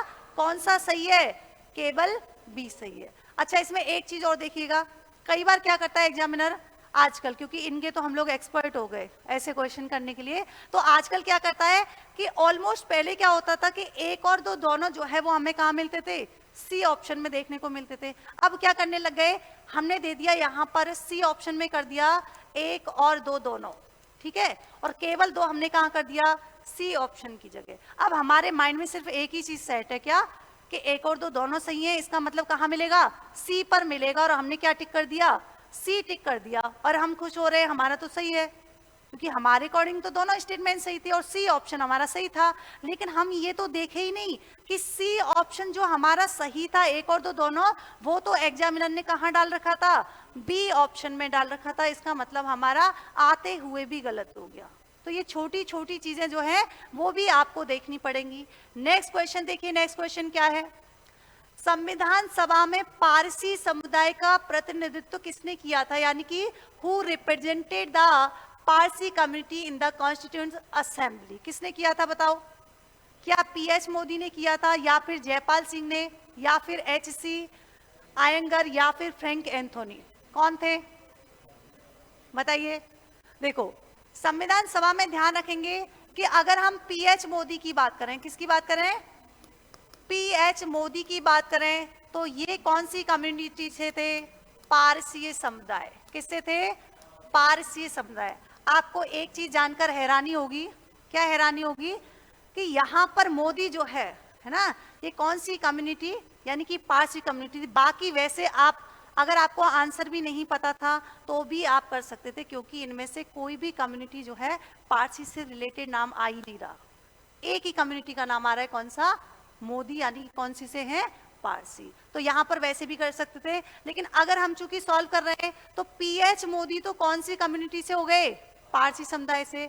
जयपाल सिंह की बात करें तो ये जयपाल सिंह ने कहां से रिप्रेजेंट किया था? तो इन्होंने एससी एसटी यानी कि अनुसूचित, किससे? अनुसूचित जनजाति से संबंधित कौन थे आपके? जयपाल सिंह। और एचवी आयंगर जो थे, क्या थे? एचवी आयंगर जो थे, इनको क्या बनाया गया था? भारतीय संविधान सभा के सचिव के रूप में नियुक्त किया गया था। तो भारतीय संविधान सभा का सचिव किसे अपॉइंट किया गया था? एचवी आयंगर को। जबकि अगर फ्रैंक एंथोनी की बात करें तो इनको क्या बनाया गया था? उपसभापति के रूप में नियुक्त किया गया था। किसके रूप में नियुक्त किया गया था? उपसभापति के रूप में। तो यहां से चारों क्वेश्चन बन सकते हैं कि आपको नेक्स्ट टाइम पूछ ले कि निम्नलिखित में से किसे उपसभापति के रूप में नियुक्त किया गया था? फ्रैंक एंथोनी हो जाएगा। आपको पूछ लिया जाए कि भारत के संविधान सभा के सचिव के रूप में किसको अपॉइंट किया गया था, आंसर क्या हो जाएगा? एच बी आयंगर हो जाएगा। तो यहां पर हमारा करेक्ट आंसर क्या होगा? ए ऑप्शन हो जाएगा। ठीक है, नेक्स्ट देखिए, नेक्स्ट क्वेश्चन क्या है? आपके जो चैप्टर कराए गए हैं उन्हीं से रिलेटेड क्वेश्चन है। यहां पर पूछ रहा है कि निम्नलिखित कथनों पर विचार कीजिए और इनमें से क्या बताना है? असत्य कथन बचाना है। क्या बताना है? असत्य कथन बचाना है। पहला क्या है कि संविधान सभा का प्रारूप के एम मुंशी के द्वारा तैयार किया गया था। क्या सही है? क्या बताइए, आपने पूरा चैप्टर पढ़ा हुआ है। क्या भारतीय संविधान सभा का प्रारूप जो है के एम मुंशी के द्वारा तैयार किया गया था? मैंने अभी आपको जब आई थी, मैंने आपको फर्स्ट लाइन यही बताई थी कि प्रारूप समिति का है ना, प्रारूप समिति यानी कि मसौदा समिति जो है, ये प्रारूप जो है किसके द्वारा तैयार किया गया था? बी एन राव के द्वारा। किसके द्वारा? बी एन राव के द्वारा किया गया। स्थापना कब की गई? 29 अगस्त 1947 में की गई। अध्यक्ष के रूप में किसको अपॉइंट किया गया? डॉक्टर भीमराव अंबेडकर को किया गया। टोटल सदस्य कितने थे? 7। कितने सदस्य थे? 7 थे, है ना। एकमात्र अगर पूछ लिया जाए कि संविधान सभा में एकमात्र मुस्लिम सदस्य कौन थे? मोहम्मद सादुल्ला। कौन थे? मोहम्मद सादुल्ला जो है इसमें एकमात्र वो थे। और अध्यक्ष के रूप में कौन किए गए थे? डॉक्टर भीमराव अंबेडकर। तो यहाँ पर प्रारूप यानी कि ये तो गलत हो गया। ठीक है, सेकेंड स्टेटमेंट देखेंगे कि वर्ष 1934 में एम.एन. राय ने पहली बार, क्या कह रहे हैं हम, कि संविधान सभा के बारे में, यानी कि पहली बार जो है किसके द्वारा मांग की गई थी? क्या एम.एन. राय के द्वारा, मानवेंद्र नाथ के द्वारा मांग की गई थी? क्या बिल्कुल सही है, क्योंकि सबसे पहले संविधान सभा के बारे में मांग किसके द्वारा की गई थी? 1934 में की गई थी। और किसके द्वारा की गई थी? एम.एन. रॉय के द्वारा। ऐसे और भी देखें तो और किस किस के द्वारा की गई थी संविधान सभा की मांग? महात्मा गांधी के द्वारा भी की गई थी। किस में की गई थी? यंग इंडिया न्यूज़पेपर में पहली बार मांग उठाई गई थी। और किसके द्वारा की गई थी? बाल गंगाधर तिलक के द्वारा भी इसकी जो है मांग उठाई गई थी। तो यहाँ पर हमारा आंसर क्या हो जाएगा? तो यहाँ पर हमारा असत्य पूछ रहा है ना। देखो, यही आप लोग गलती करते हो। क्या पूछ रहा है? असत्य। तो असत्य यहाँ पर क्या होगा? केवल एक। तो यहाँ पर आंसर क्या हो जाएगा? ए ऑप्शन जो है वो आपका करेक्ट हो जाएगा। नेक्स्ट क्वेश्चन देखिए इसी से रिलेटेड, कि निम्नलिखित कथनों पर विचार कीजिए। आपको पूछ रहा है कि संविधान सभा की प्रथम बैठक 10 दिसंबर 1946 को हुई थी क्या? नहीं। हमने कहा कि संविधान सभा की पहली तो हुई है 9 दिसंबर को, और दूसरी जो है वो कब हुई थी? 11 दिसंबर को। कब हुई थी? 11 दिसंबर को। तो इसका मतलब ये तो यहाँ पर क्या हो गया, गलत हो गया, क्योंकि प्रथम बैठक कब हुई है, 9 दिसंबर को। तो इसका मतलब स्टेटमेंट क्या हो गया, गलत हो गया। बातें नहीं, दूसरा स्टेटमेंट देखिए कि भारतीय संविधान सभा की प्रथम बैठक की अध्यक्षता डॉक्टर राजेंद्र प्रसाद ने की थी क्या, नहीं। अभी हमने डिस्कशन किया कि सबसे पहले संविधान सभा के उसमें किसको बनाया गया था, सच्चिदानंद सिन्हा को, यानी कि वरिष्ठ सदस्य के रूप में, चूंकि वरिष्ठ थे इसीलिए इनको संविधान सभा का क्या बनाया गया था, अस्थायी अध्यक्ष बनाया गया था। जबकि यहाँ पर उपसभापति के रूप में किसको नियुक्त किया गया था, फ्रैंक एंथोनी को जो है अपॉइंट किया गया था। उसके अलावा फिर 11 दिसंबर को सेकंड बैठक हुई। सेकंड बैठक के दौरान क्या हुआ, डॉक्टर राजेंद्र प्रसाद को स्थायी अध्यक्ष के रूप में नामित किया गया है ना। और उसके अलावा 13 दिसंबर को जो बैठक हुई थी उसमें डॉक्टर जवाहरलाल नेहरू के द्वारा क्या किया गया था, उद्देश्य प्रस्ताव जो है वो पारित नहीं, उद्देश्य प्रस्ताव यानी रखा गया था। तो यहाँ पर देखो क्या पूछ रहा है कि प्रथम बैठक की अध्यक्षता क्या डॉक्टर राजेंद्र प्रसाद ने की थी, नहीं। इसका मतलब यहाँ पर ये भी स्टेटमेंट गलत है। तो यहाँ पर हमारा आंसर क्या हो जाएगा, कौन सा सत्य होगा, 1 और 2 दोनों होगा, क्योंकि या फिर डी होगा, बताओ कौन सा होगा, सत्य पूछ रहा है ना। तो यहाँ पर हमारा क्या हो जाएगा, डी ऑप्शन जो है वो करेक्ट हो जाएगा, ना तो 1 नहीं 2। और अब क्या है, चूंकि ई ऑप्शन में अनुत्तरित प्रश्न रहता है ना, तो अपना ध्यान ऐसे ही जाता है कि यहाँ पर डी आ रहा होगा लास्ट में। तो ध्यान रखना है कि यहाँ पर आपको देखना है कि क्या पूछ क्या रहा है, ए ऑप्शन में क्या है, बी में क्या है, सी में क्या है या ई में क्या है। तो यहाँ पर तो हमारा आंसर क्या हो जाएगा, डी ऑप्शन जो है वो बिल्कुल करेक्ट हो जाएगा। नेक्स्ट क्वेश्चन देखिए, नेक्स्ट क्वेश्चन क्या है, पंडित जवाहरलाल नेहरू के द्वारा, ये तो हमने पढ़ लिया कि जवाहरलाल नेहरू के द्वारा जब 13 दिसंबर 1946 को संविधान सभा की बैठक हुई थी उसमें क्या किया था, उद्देश्य प्रस्ताव रखा था। परंतु यहाँ पर क्वेश्चन क्या है कि उसमें टोटल अनुच्छेद जो है, टोटल आर्टिकल कितने थे। तो यहाँ पर कितने आर्टिकल थे, यहाँ पर अनुच्छेद की बात हो रही है, तो कितने अनुच्छेद थे, कितने थे। तो यहाँ पर ध्यान रखने वाली बात क्या है कि ध्यान रखेंगे उद्देश्य प्रस्ताव में टोटल आर्टिकल कितने थे, 8। कितने थे, 8। ऐसे कौन से थे जिनको ये पता है कि 9 या 10 या 11 में से थे, अब बताओगे, ठीक है। तो यहाँ पर कितने आर्टिकल थे, 8 जो है वो थे। नेक्स्ट क्वेश्चन देखिए, नेक्स्ट क्वेश्चन क्या है आपके, विभाजन के उपरांत पुनर्गठित संविधान सभा में डॉक्टर भीमराव अंबेडकर किस प्रांत से प्रतिनिधित्व करते थे। ऑप्शन में 4 ऑप्शन दिए गए हैं, क्या बंगाल से या मध्य प्रांत से या बंबई या फिर मद्रास, कहां पर थे। देखो यहां पर कंफ्यूजन क्या है कि ध्यान रखेंगे, जब यहां पर संविधान सभा के चुनाव क्या हुए थे, जुलाई अगस्त 1946 में जब संविधान सभा के चुनाव हुए थे, किसके हुए थे, संविधान सभा के चुनाव हुए थे, तब इन्होंने कहां से चुनाव लड़ा था, बॉम्बे से। कहां से लड़ा था, बॉम्बे से चुनाव लड़े थे। लेकिन यहां पर इनकी क्या हो जाती है, हार हो जाती है, यानी कि बॉम्बे से जब इन्होंने चुनाव लड़ा तब ये वहां से क्या हो जाते हैं, हार जाते हैं। परंतु मुस्लिम लीग ने इनका सहयोग किया और अगली बार इनको कहां की सीट मिली, बंगाल की। तो इन्होंने जो संविधान सभा, यानी कि जब विभाजन हो गया था तो पुनर्गठित संविधान सभा में इन्होंने कौन से प्रांत से जो है इनका प्रतिनिधित्व किया था, तो यहाँ पर आंसर क्या हो जाएगा, कहां से किया था, बंगाल से। चूंकि जब जुलाई अगस्त 1946 में चुनाव हुए थे तब लड़े कहां से थे, बॉम्बे से लड़े थे। तो बॉम्बे से तो इनकी क्या हो जाती है, हार हो जाती है। लेकिन मुस्लिम लीग ने इनका सपोर्ट किया और वहां से जगह खाली करवाई, कहां से, बंगाल से सीट खाली करवाई, और अगला चुनाव जो है इन्होंने कहां से लड़ा था, बंगाल से। तो इसका मतलब यहां पर आंसर हमारा क्या होगा, ए ऑप्शन जो है बिल्कुल करेक्ट हो जाएगा। नेक्स्ट क्वेश्चन देखिए, नेक्स्ट क्वेश्चन क्या है, निम्नलिखित में से कौन सी महिला पहले तो आपको यह पता होना चाहिए कि संविधान सभा में भाग लेने वाली टोटल महिलाएं कितनी थी, है ना। टोटल महिलाओं की संख्या कितनी थी, 15। अब इस क्वेश्चन को अगर मैं चेंज कर दूं, मैं आपसे पूछ लूं कि संविधान सभा के प्रथम अधिवेशन में कितनी महिलाओं ने भाग लिया था, अब कितना हो जाएगा। तो ध्यान रखेंगे प्रथम अधिवेशन में कितनी महिलाओं ने भाग लिया था, 9 सदस्य, यानी कि 9 महिला सदस्य थी। कितनी थी, 9 महिला सदस्य थी। लेकिन यहां पर क्वेश्चन क्या पूछा गया है कि संविधान सभा की महिला सदस्य के रूप में कौन सी निर्वाचित नहीं थी। अब अगर आपको 15 की 15 याद हैं तब तो आप कर पाओगे। कौन सी नहीं थी बताओ, कौन सी नहीं थी? लक्ष्मी सहगल जो है ये एक स्वतंत्रता सेनानी थी, जो कि इन्होंने कहां पर पार्टिसिपेट किया था? INA यानी कि सुभाष चंद्र बोस के साथ कहां पर थी ये? भारतीय सेना में स्वतंत्र सेनानी थी, है ना। अब बात यहां पर 3 स्टेटमेंट जो दिए हैं, तीनों के बारे में एक एक इंपॉर्टेंट लाइन है। क्या है कि अगर आपको क्वेश्चन पूछ लिया जाए कि भारतीय संविधान सभा पर हस्ताक्षर करने वाली प्रथम महिला कौन थी, तब तो आंसर क्या हो जाएगा? विजय लक्ष्मी। यानी कि इन्होंने क्या किया था? संविधान सभा पर क्या किया था? सबसे पहले हस्ताक्षर किए थे, है ना। पहला क्वेश्चन। दूसरे क्वेश्चन के बारे में बात करें कि दक्षिणी बेलायुधन जो है ये क्या थी? संविधान सभा से होने वाली कौन थी? प्रथम दलित महिला। कौन थी?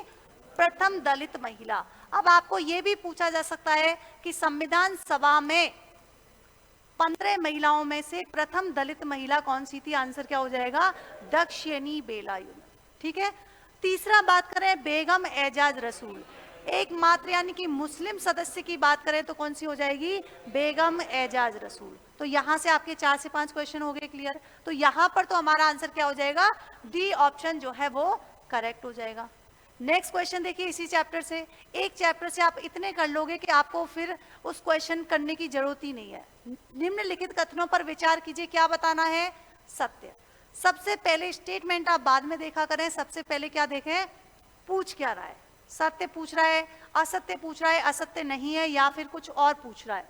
तो यहां पर पहला स्टेटमेंट दिया गया है कि मई 1950 में भारत ने राष्ट्रमंडल की सदस्यता ग्रहण की थी। क्या कॉमनवेल्थ ऑफ नेशन की बात हुई थी क्या 1950 में? कब हुई थी? देखो यहां पर केवल इतना गलत किया गया है, मई तो सही है लेकिन कब?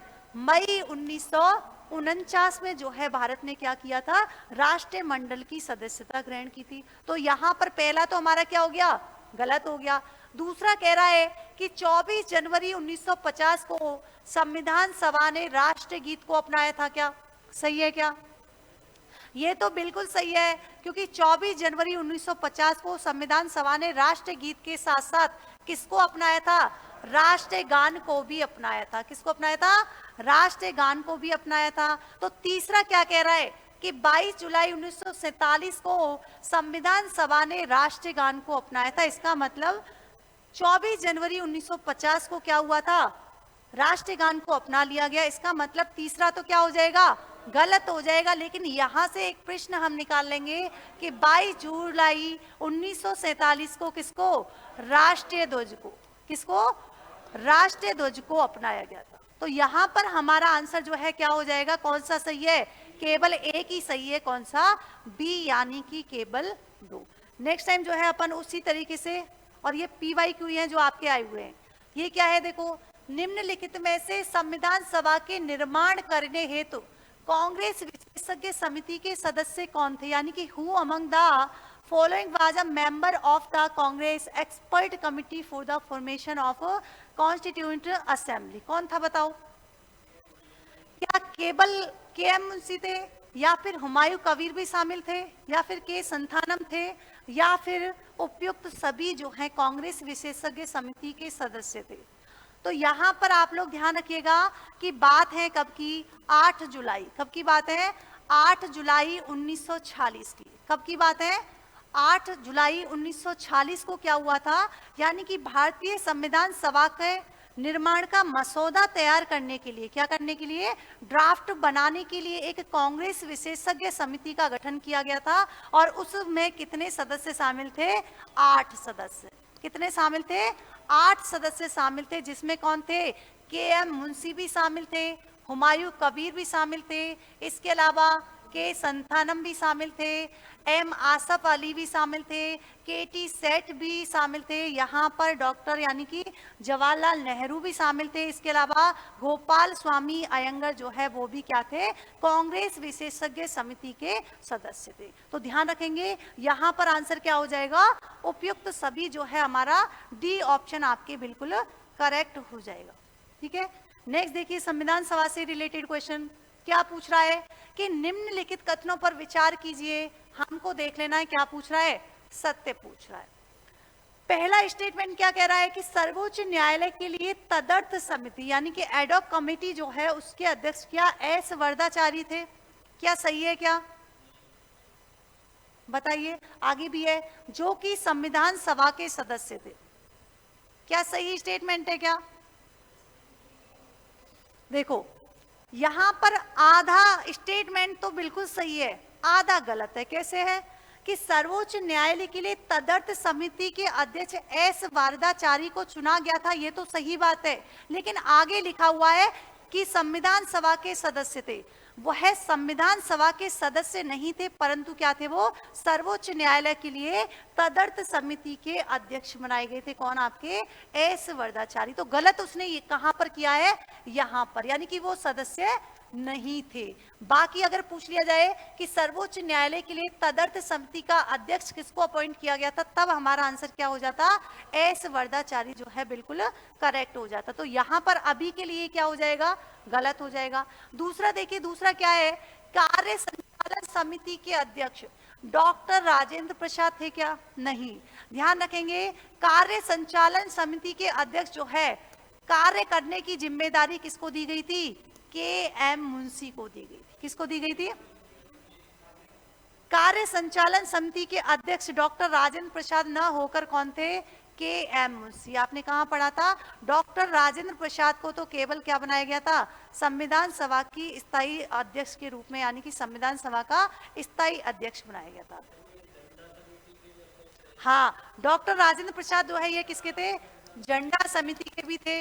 लेकिन आप लोग दोबारा चेक करना कि कार्य संचालन समिति के अध्यक्ष डॉक्टर राजेंद्र प्रसाद नहीं, कौन थे, के एम मुंशी। एक बार वापस देखना आप लोगों ने जहां से पढ़ा होगा कि यहाँ पर के एम मुंशी को क्या बनाया गया था, कार्य संचालन समिति का अध्यक्ष बनाया गया था, जबकि डॉक्टर राजेंद्र प्रसाद कौन थे, आपके झंडा जो आप बता रहे हो राष्ट्रीय ध्वज वाले झंडा समिति के भी अध्यक्ष थे। इसके अलावा बाद में 1950 के बाद क्या बने थे, हाँ, राष्ट्रपति के रूप में भी इनको नियुक्त किया गया था। ठीक है, तो यहाँ पर हमारा आंसर क्या हो जाएगा, केवल क्या होगा, सत्य पूछ रहा है ना, तो यहाँ पर हमारा क्या होगा, न तो एक नहीं दो। क्लियर है। नेक्स्ट देखिए इसी से रिलेटेड, ये आप सबको पता होगा, बहुत ही सिंपल सा क्वेश्चन है जिन्होंने पढ़ा है कि भारतीय संविधान सभा को अंगीकृत का मतलब क्या है, कि एडॉप्ट कब किया है ना। एडॉप्ट का मतलब स्वीकार कब किया, पहली बार। तो पहली बार स्वीकार कब किया गया था इसको, 26 नवंबर 1949 को। कब किया गया था, 26 नवंबर 1949 को सबसे पहले क्या किया, इसको स्वीकार किया गया। उसके बाद इनेक्टेड, इनेक्टेड का मतलब क्या है, फिर इसको अधिनियमित किया गया है ना, लागू किया गया, और फिर इसको क्या कर दिया, सरेंडर कर दिया, यानी कि आत्मार्पित कर दिया। और ये कौन सी डेट को किया गया था, 26 नवंबर 1949 को। लेकिन कौन से टाइम पीरियड में, मिति मार्गशीर्ष शुक्ल सप्तमी संवत 2006 विक्रमी। कौन सा, 2006 विक्रमी। कई बार ये गलत भी कर देता है, केवल किस पर, यहाँ पर शुक्ल की जगह केवल क्या दे देता है, कृष्ण दे देता है। तो वो भी आप लोग ध्यान रखिएगा कि यहाँ पर केवल कृष्ण नहीं, क्या आएगा, शुक्ल सप्तमी आएगा। तो यहाँ पर हमारा आंसर क्या हो जाएगा, सी ऑप्शन जो है वो आपके करेक्ट हो जाएगा। और देखो संविधान सभा से रिलेटेड क्या दे रखा है कि निम्नलिखित कथनों पर विचार कीजिए और हमको क्या बताना है, असत्य बताना है कि कौन सा कथन जो है वो आपके असत्य है। दो दिए गए कि संविधान सभा का सचिव, अभी हमने बात की थी संविधान सभा का सचिव जो है वो किसको बनाया गया था, हाँ, तो इसका मतलब क्या हुआ कि ये तो बिल्कुल गलत हो गया। दूसरा देखिए, संविधान सभा की जो सदन समिति थी, कौन सी थी, सदन समिति का अध्यक्ष जो है वो किसको बनाया गया था, पट्टाभी सीतारमैया को। किसको बनाया गया था, पट्टाभी सीतारमैया को क्या किया गया था, इसका अध्यक्ष बनाया गया था। तो यहाँ पर केवल क्या किया गया है, उल्टा कर दिया है कि संविधान सभा का सचिव तो किसे बनाया गया, HBR अयंगर को बनाया गया, जबकि संविधान सभा की सदन समिति का अध्यक्ष जो है वो किसको बनाया गया था, आपके पट्टाभी सीतारमैया को बनाया गया था। अगर आपको पूछ लिया जाए कि स्वतंत्र भारत का, यानी कि INC पढ़ा होगा आपने है ना, भारतीय राष्ट्रीय कांग्रेस पहले से पढ़ी होगी, अभी तो कर रहे हो RS की तैयारी, पहले तो पढ़ी होगी, ठीक है। भारतीय राष्ट्रीय कांग्रेस की स्थापना कब हुई थी? 28 दिसंबर 1885 को। कब हुई थी? 28 दिसंबर 1885 को संविधान राष्ट्रीय कांग्रेस की स्थापना हुई थी। आपको ध्यान होगा 1875 में, अगर आपने पहले जिनके पास हिस्ट्री है उन्होंने पढ़ा होगा, या पॉलिटी है उसने पढ़ा होगा, कि सबसे पहले 1875 में एक कमेटी बनाई गई थी, सोसाइटी बनाई गई थी, थियोसॉफिकल सोसाइटी, नाम तो सुना होगा। थियोसॉफिकल सोसाइटी बनाई गई थी, और उसी का थियोसॉफिकल सोसाइटी का अडयार सम्मेलन जब हुआ था 1884 में। कब हुआ था? 1884 में जब उसका सम्मेलन हुआ था, कॉन्फ्रेंस की गई थी, तो उसी कॉन्फ्रेंस में कमेटी का निर्माण किया गया था, इंडियन नेशनल यूनियन का। किसका किया गया था? इंडियन नेशनल यूनियन का स्थापना की गई थी। बाद में दादा भाई नौरोजी के कहने पर उसका नाम चेंज कर दिया गया, और क्या रख दिया गया? भारतीय राष्ट्रीय कांग्रेस रख दिया गया। लेकिन यहां पर मैंने क्यों बताया कि भारतीय राष्ट्रीय कांग्रेस का, स्वतंत्र भारत का जब भारतीय राष्ट्रीय कांग्रेस का अधिवेशन हुआ था, वो हमारे कहां पर हुआ था?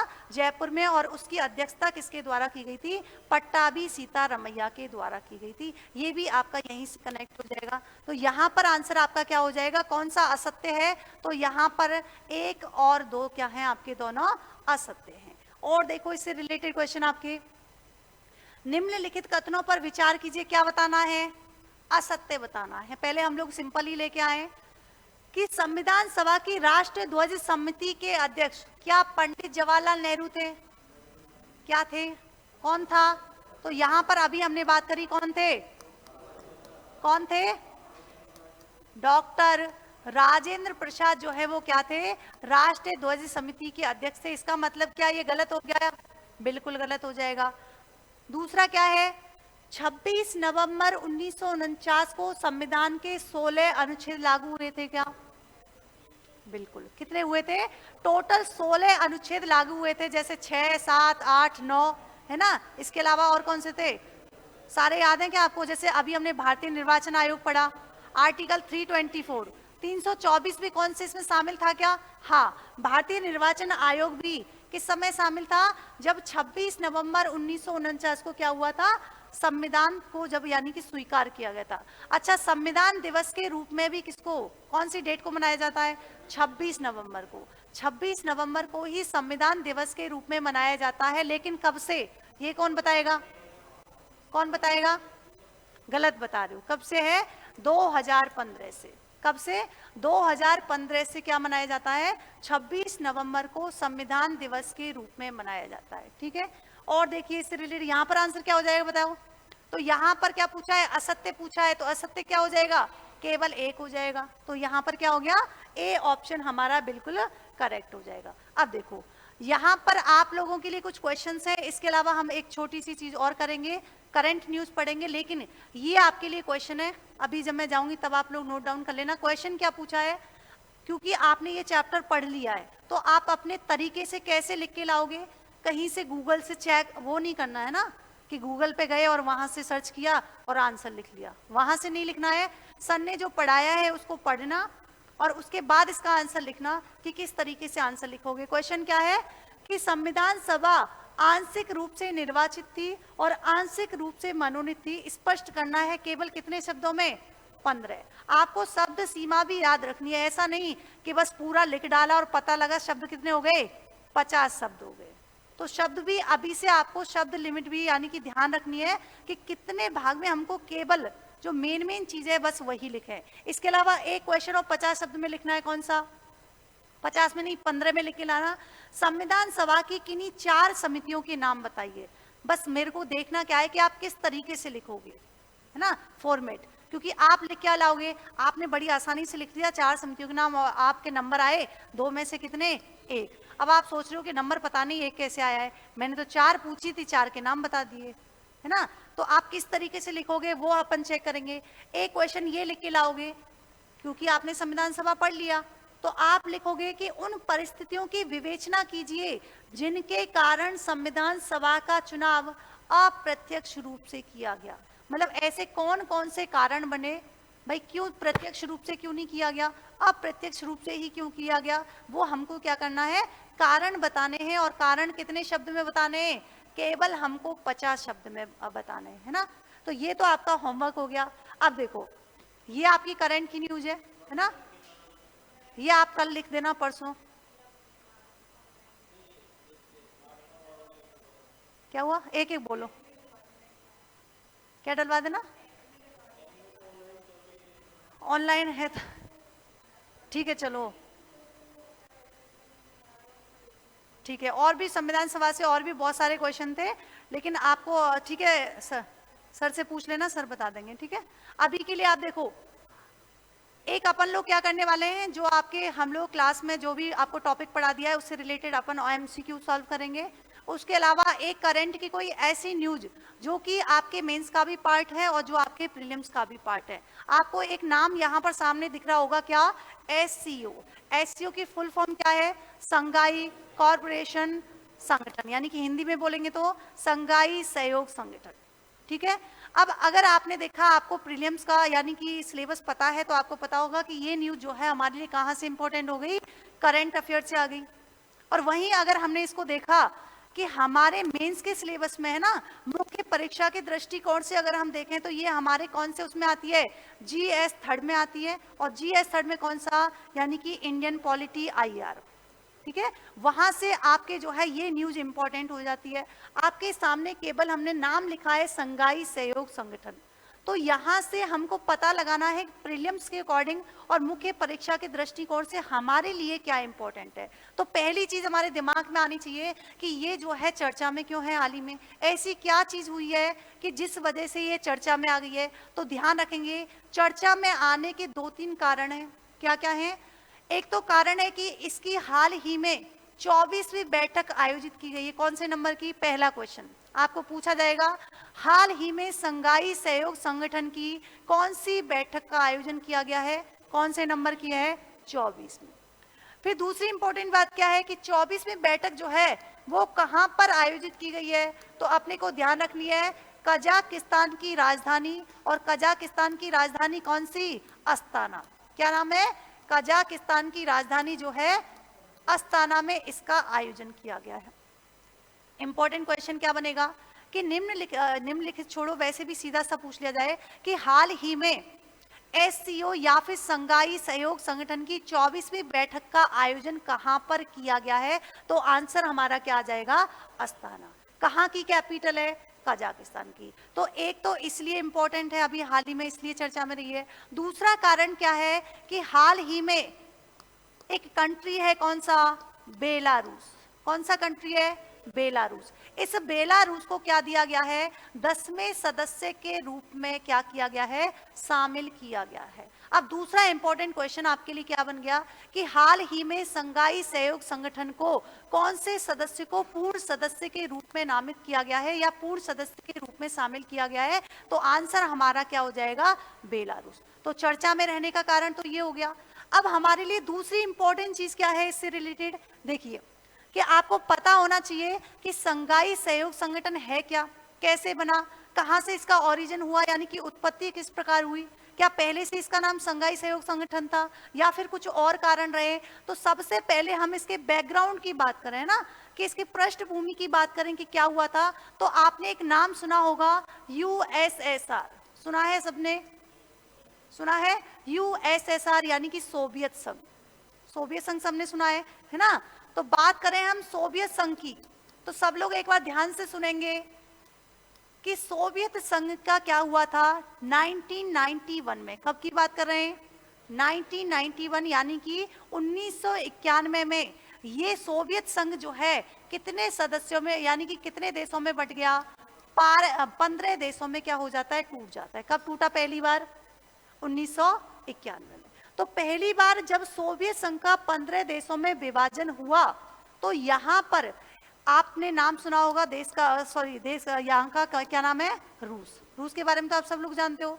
तो जब यहाँ पर 15 देशों में टूटा, तो बाद में रूस को टेंशन हुई। क्या टेंशन हुई? कि कहीं ऐसा नहीं हो इसके जो बाकी के है ना, जो सेंट्रल एशियन कंट्री जो है, जिनमें जैसे कजाकिस्तान हो गया, उज्बेकिस्तान हो गया, किर्गिस्तान हो गया, है ना, और इसके अलावा ये आपको दिखाई दे रहे होंगे यहाँ पर।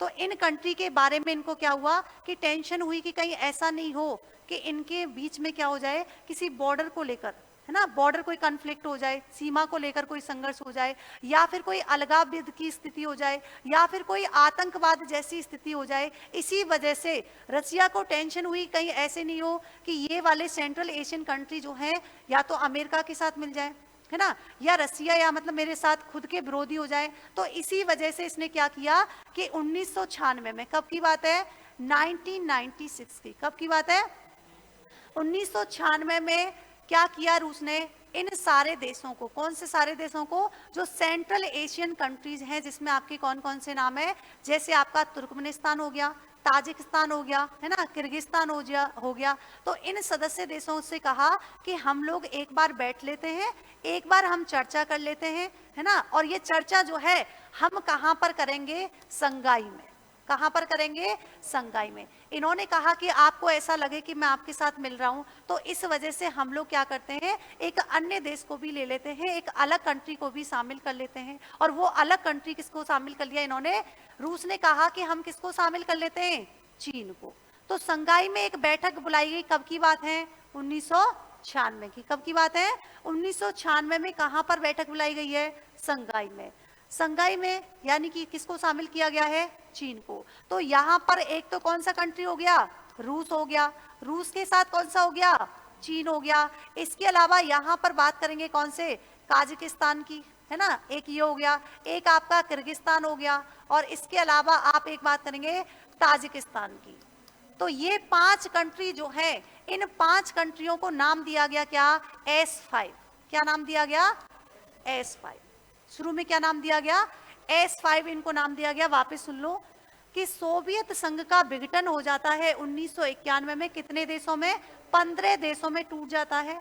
बाद में रसिया को टेंशन हुई कहीं ऐसा नहीं हो कि अमेरिका जो है, अमेरिका के साथ ये सेंट्रल एशियन कंट्री जो है ये मिल जाए। तो इसी वजह से इन्होंने कहा कि हो सकता है कि कभी आतंकवाद जैसी स्थिति हो जाए, अलगाववाद जैसी स्थिति हो जाए, तो इसके लिए हम क्या करते हैं, एक बैठक बुला लेते हैं, एक बैठक का आयोजन करते हैं। और वो बैठक जो है वो हम कहाँ करने वाले हैं, संगाई में, है ना। उन्होंने कहा कि अगर आपको ऐसे लगे कि भाई मैं आपके साथ कुछ करूंगा, तो इसीलिए हम एक अलग देश को शामिल कर लेते हैं, किसको, चीन को। तो यहां पर जब संगाई में एक बैठक का आयोजन किया गया और यहां पर 5 कंट्रीज ने भाग लिया, और इस 5 कंट्रीज को हम क्या बोलते हैं, S5 के नाम से जानते हैं। किसके नाम से जानते हैं, S5 के नाम से जानते हैं। और बाद में यहां पर बात करें कब की, 2001 की। कब की बात करें, सन 2001 की बात करें, तो यहां पर उज्बेकिस्तान, कौन सा देश शामिल होता है, उज्बेकिस्तान देश जो है वो किसमें शामिल होना चाहता है,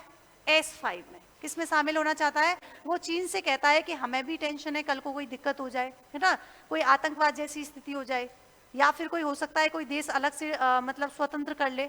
तो इसी वजह से, इसी टेंशन की वजह से इसने क्या कहा कि हम लोग भी जो है आप में शामिल होना चाहते हैं। अब उज्बेकिस्तान अगर शामिल होगा तो इसका नाम S5 रख नहीं सकते, क्योंकि S5 का मतलब क्या था कि यहां पर केवल 5 कंट्री शामिल थे, इसीलिए इसका नाम क्या पड़ा था, S5 पड़ा था। तो जैसे ही उज्बेकिस्तान शामिल हुआ तो 2001 में इसका नाम जो है चेंज करके क्या कर दिया गया, संगाई सहयोग संगठन। क्या कर दिया गया, संगाई सहयोग संगठन। तो आपके माइंड में आना चाहिए कि मैम संगाई सहयोग संगठन ही क्यों हुआ, क्योंकि पहली बैठक जो है इसकी कहां पर आयोजित की गई थी, संगाई में आयोजित की गई, इसीलिए इसका नाम चेंज करके क्या कर दिया गया, संगाई सहयोग का यानी कि जो है गठन हुआ। कब, आपके 2001 में। कब हुआ, जब इसमें कौन सा देश शामिल हुआ, उज्बेकिस्तान। पहले संगाई 5 में कौन कौन से कंट्रीज आते थे, रूस आता था, चीन आता था, काजाकिस्तान, किर्गिस्तान, और कौन सा हो गया, ताजिकिस्तान। अब यहीं तक बात नहीं रुकी, 2001 के बाद रसिया को टेंशन हुई, है ना। टेंशन क्यों हुई, क्योंकि चीन ने कहा कि अब हम SCO में किसको शामिल करना चाहते हैं, पाकिस्तान को। किसको, पाकिस्तान को। तो रसिया को लगा कि अगर मान लो यहाँ पर पाकिस्तान शामिल हो गया, है ना, तो उसको धीरे धीरे लग रहा था कि चीन का प्रभुत्व जो है वो बढ़ता जा रहा है ना, चीन जो है इंटरफेरेंस जो है वो ज्यादा कर रहा है। तो इसी वजह से चीन ने काउंटर करने के लिए कहा कि आप लोग ठीक है, आप पाकिस्तान को शामिल कीजिए, लेकिन हम किसको शामिल करेंगे, भारत को शामिल करेंगे। किसको शामिल करेंगे, भारत को। तो ध्यान रखेंगे कब की बात है, 2017 की। कब की बात है, 2017 की। तो चीन ने तो किसको शामिल किया इसमें, पाकिस्तान को, और रसिया ने कहा कि हम किसको शामिल करेंगे, भारत को। तो भारत और पाकिस्तान जो है वो 2017 में क्या बन जाते हैं, इसके सदस्य बन जाते हैं। कितने कंट्रीज हो गए, पहले 5, फिर इसमें एक जुड़ गया उज्बेकिस्तान, कितने हो गए, 6 हो गए। 6 के अलावा यहाँ पर पाकिस्तान जुड़ गया, कितने हो गए, 7।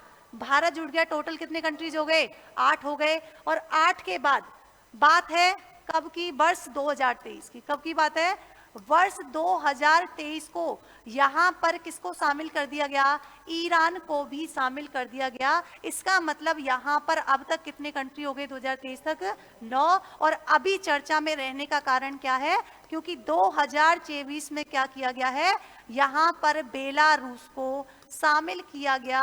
और अब अगर आपसे पूछ ले कि वर्तमान में संघाई सहयोग संगठन में टोटल कंट्रीज कितने हैं, तो आंसर क्या हो जाएगा आपके 10। दूसरा इंपॉर्टेंट क्वेश्चन क्या हो जाएगा कि हाल ही में कौन से देश को संघाई सहयोग संगठन के रूप में शामिल किया गया है, आंसर क्या हो जाएगा, बेलारूस। बेलारूस की एक खास बात क्या है, अगर यहां से प्रीलिम्स का क्वेश्चन चूंकि चर्चा में रहा है तो ध्यान रखेंगे कि यह किस प्रकार का कंट्री है। तो बेलारूस जो है कैसा कंट्री है, लैंड लॉन्ग कंट्री है। कैसा है, चारों तरफ से यानी कि भूमि से घिरा हुआ देश है। कौन सा, आपके बेलारूस। अब देखो यहां से इंपॉर्टेंट जो है क्या क्या बनते हैं, सबसे पहली इंपॉर्टेंट चीज क्या है कि एससीओ का गठन कब हुआ था। तो अब हमने बात कर ली कि चूंकि हम सहयोग की बात करें कंप्लीट, तो आंसर क्या हो जाएगा, 2001। अगर पूछा जाए S5 का गठन कब हुआ था, तब हमारा आंसर क्या हो जाएगा, 1996 हो जाएगा, है ना। हमने क्या बोला कि एससीओ की स्थापना कब हुई थी, तो आंसर क्या हो गया, 2001 हो गया। मुख्यालय की बात करें तो ध्यान रखेंगे उसका मुख्यालय कहां पर है, बीजिंग में। कहां पर है, बीजिंग में जो है इसका मुख्यालय है, ठीक है। प्रकार की बात करें, किस प्रकार का संगठन है, तो यहां पर ध्यान रखेंगे यह किस प्रकार का संगठन है, अंतर सरकारी। किस प्रकार का है, अंतर सरकारी संगठन है। एक होता है कौन सा, आपके गैर संगठन, जिसको आप एनजीओ भी बोलते हो, है ना। तो एनजीओ में और आईजीओ में क्या डिफरेंस है। आईजीओ तो होता है कि किसी संधि के तहत 2 या 2 से अधिक देशों के मध्य एक समझौता किया जाता है, तो इसका मतलब कौन सा हो गया, अंतर सरकारी संगठन हो गया, है ना। और एनजीओ का मतलब क्या है कि जब केवल 2 व्यक्तियों के बीच में कोई समझौता किया जाए, इसका मतलब वो क्या बनेगा, एनजीओ बनेगा। तो ये किस प्रकार का संगठन है, अंतर सरकारी संगठन है। क्लियर है। यहां पर फिर कुल सदस्य के बारे में बात करें तो अभी हमने बात करी कितने सदस्य हो गए, 10। अध्यक्षता की बात करें कि किसके द्वारा एससीओ की अध्यक्षता की जाती है, तो यहां पर क्या होता है, याद रखना है, प्रतिवर्ष। प्रतिवर्ष मतलब यहां पर ईयर क्या होता है, रोटेशन के आधार पर जो भी इसके सदस्य देश हैं, तो सदस्य देशों के द्वारा एक एक वर्ष में रोटेशन के आधार पर क्या की जाती है, इसकी अध्यक्षता की जाती है। तो हाल ही में जो इसकी 24वीं बैठक की गई है वो किसके द्वारा आयोजित की जा रही है, तो कजाकिस्तान के अस्ताना में की जा रही है ना। तो इसका मतलब किसके द्वारा की जा रही है, कजाकिस्तान के द्वारा। आधिकारिक भाषा की बात करें कि इसकी ऑफिशियल लैंग्वेज किसकी कौन कौन सी है यहाँ पर, तो ध्यान रखेंगे एक तो यहाँ पर इसकी भाषा है कौन सी, रूसी। किसकी है, रशियन है ना, रूसी हो गई। और दूसरी कौन सी भाषा है इसके साथ साथ, मंडारिन। और मंडारिन कहाँ की भाषा है, चाइना की यानी कि चीन की। तो अगर पूछ लिया जाए कि एससीओ की यानी कि संघाई सहयोग संगठन की आधिकारिक भाषा कौन सी है, तो आंसर क्या हो जाएगा, रूसी और मंडारिन, है ना। यहां पर क्या होता है कि एससीओ में यानी कि संघाई सहयोग संगठन में कुछ पर्यवेक्षक देश के रूप में क्या करते हैं, पहले कुछ ऑब्जर्वर कंट्री होते हैं और बाद में इन्हीं को क्या कर लिया जाता है, पूर्ण सदस्य के रूप में शामिल कर लिया जाता है। अगर अभी की बात करें तो अभी यहाँ पर 2 और ऑब्जर्वेशन में है। कौन कौन सी कंट्री है, कभी पूछ ले। एक तो है आपका कौन सा, अफगानिस्तान। कौन सा है, एक तो है आपका कौन सा, अफगानिस्तान, और दूसरा है कौन सा, मंगोलिया। कौन से कंट्रीज है, एक तो अफगानिस्तान और दूसरा कौन सा है आपके, मंगोलिया। ये अभी वर्तमान में क्या है, इसके पर्यवेक्षक देश हैं यानी कि ऑब्जर्वर में है। इसके अलावा इसी से रिलेटेड देखिए सदस्य की बात करें, कौन कौन से सदस्य हैं, तो सदस्यों के नाम आपको रटने की जरूरत नहीं है, आपको याद हो गए होंगे। 5 तो सेंट्रल एशियन कंट्री हैं, जिसमें कौन कौन से आ गए, सेंट्रल एशियन में 5 ही कंट्रीज आते हैं। कौन कौन से, जैसे उज्बेकिस्तान हो गया, ताजिकिस्तान हो गया, किर्गिस्तान हो गया, तुर्कमेनिस्तान हो गया, है ना, ये 5 हो गए। इसके अलावा कौन सा, रसिया ने इसको शुरू करा तो रूस आ गया, है ना। रूस के बाद मैंने बताया कि इसमें कौन शामिल किया, चीन शामिल किया, कितने हो गए, 7 हो गए। भारत और पाकिस्तान को शामिल किया 2017 में, कितने हो गए, कितने हुए, 5 तो पहले वो हो गए। लेकिन मैंने आपको बताया कि 5 कंट्रीज में से केवल कितने शामिल हैं, 3 ही देश शामिल हैं। कौन कौन से शामिल हैं, शुरू में क्या बताया था, इसीलिए मैंने आपको कहा था कि सेंट्रल एशियन जो है उनमें से पहले तो 3 कंट्रीज कौन कौन से थे, एक तो कौन था, काजाकिस्तान था, है ना, दूसरा किर्गिस्तान हो गया, तीसरा कौन सा, ताजिकिस्तान हो गया। इसके अलावा इसमें रसिया और चाइना, रसिया और चाइना कितने हो गए, टोटल 5 कंट्रीज हो गए। फिर उसके अलावा भारत और पाकिस्तान जुड़ गया, कितने हो गए, 7 हो गए। 7 के अलावा मैंने आपको कहा कि इसमें बाद में क्या हुआ, ईरान 2023 में जुड़ गया, कितने हो गए, 8 हो गए। और अभी बीच में अपन ने एक मिस कर दिया कि जब उज्बेकिस्तान शामिल हुआ था 2000 कितने में, 1 में, इसी वजह से उसका नाम क्या पड़ा था, संघाई सहयोग संगठन पड़ा था। इसका मतलब कितने हो गए, 9 हो गए। और हाल ही में बेलारूस को पूर्ण सदस्य के रूप में नियुक्त किया गया है, इसका मतलब टोटल कितने हो गए, 10 हो गए। तो नाम रटने की आपको जरूरत नहीं है। प्रेक्षक देश मैंने आपको बता दिए कौन कौन से हैं, है ना। एक अभी वर्तमान में कौन सा है, अफगानिस्तान है, और दूसरा कौन सा है आपके, मंगोलिया, है ना। और देखिए विकास और विस्तार की बात करें, लेकिन यहाँ पर सबसे इंपॉर्टेंट चीज क्या है आपके, कि संघाई सहयोग संगठन की सिक्योर रणनीति। इसका मतलब क्या है कि जब भारत के द्वारा इसकी अध्यक्षता की गई थी, है ना, भारत के द्वारा जब इसकी अध्यक्षता की गई थी तो उस समय क्या हुआ था कि यहाँ पर एक स्लोगन दिया गया था, कौन सा, सिक्योर। ये आपके मेंस के एग्जाम में भी पूछा जाता है और प्रीलिम्स में भी पूछा जाता है। मतलब क्या है, एस का मतलब यहाँ पर किससे है, सिक्योरिटी ऑफ सिटीजन। इसका मतलब क्या हुआ, नागरिकों की सुरक्षा। दूसरा इंपॉर्टेंट क्या है, ई का मतलब यहाँ पर क्या है, इकोनॉमिक ग्रोथ फॉर ऑल। इसका मतलब क्या हो गया कि सभी के लिए क्या किया जाए, आर्थिक विकास किया जाए। सी का मतलब यहाँ पर क्या है कि कनेक्टिंग द रीजन। इसका मतलब क्या हुआ कि हमारे लोगों को एक कर दिया जाए, यानी कि एकजुटता की भावना का विकास किया जाए।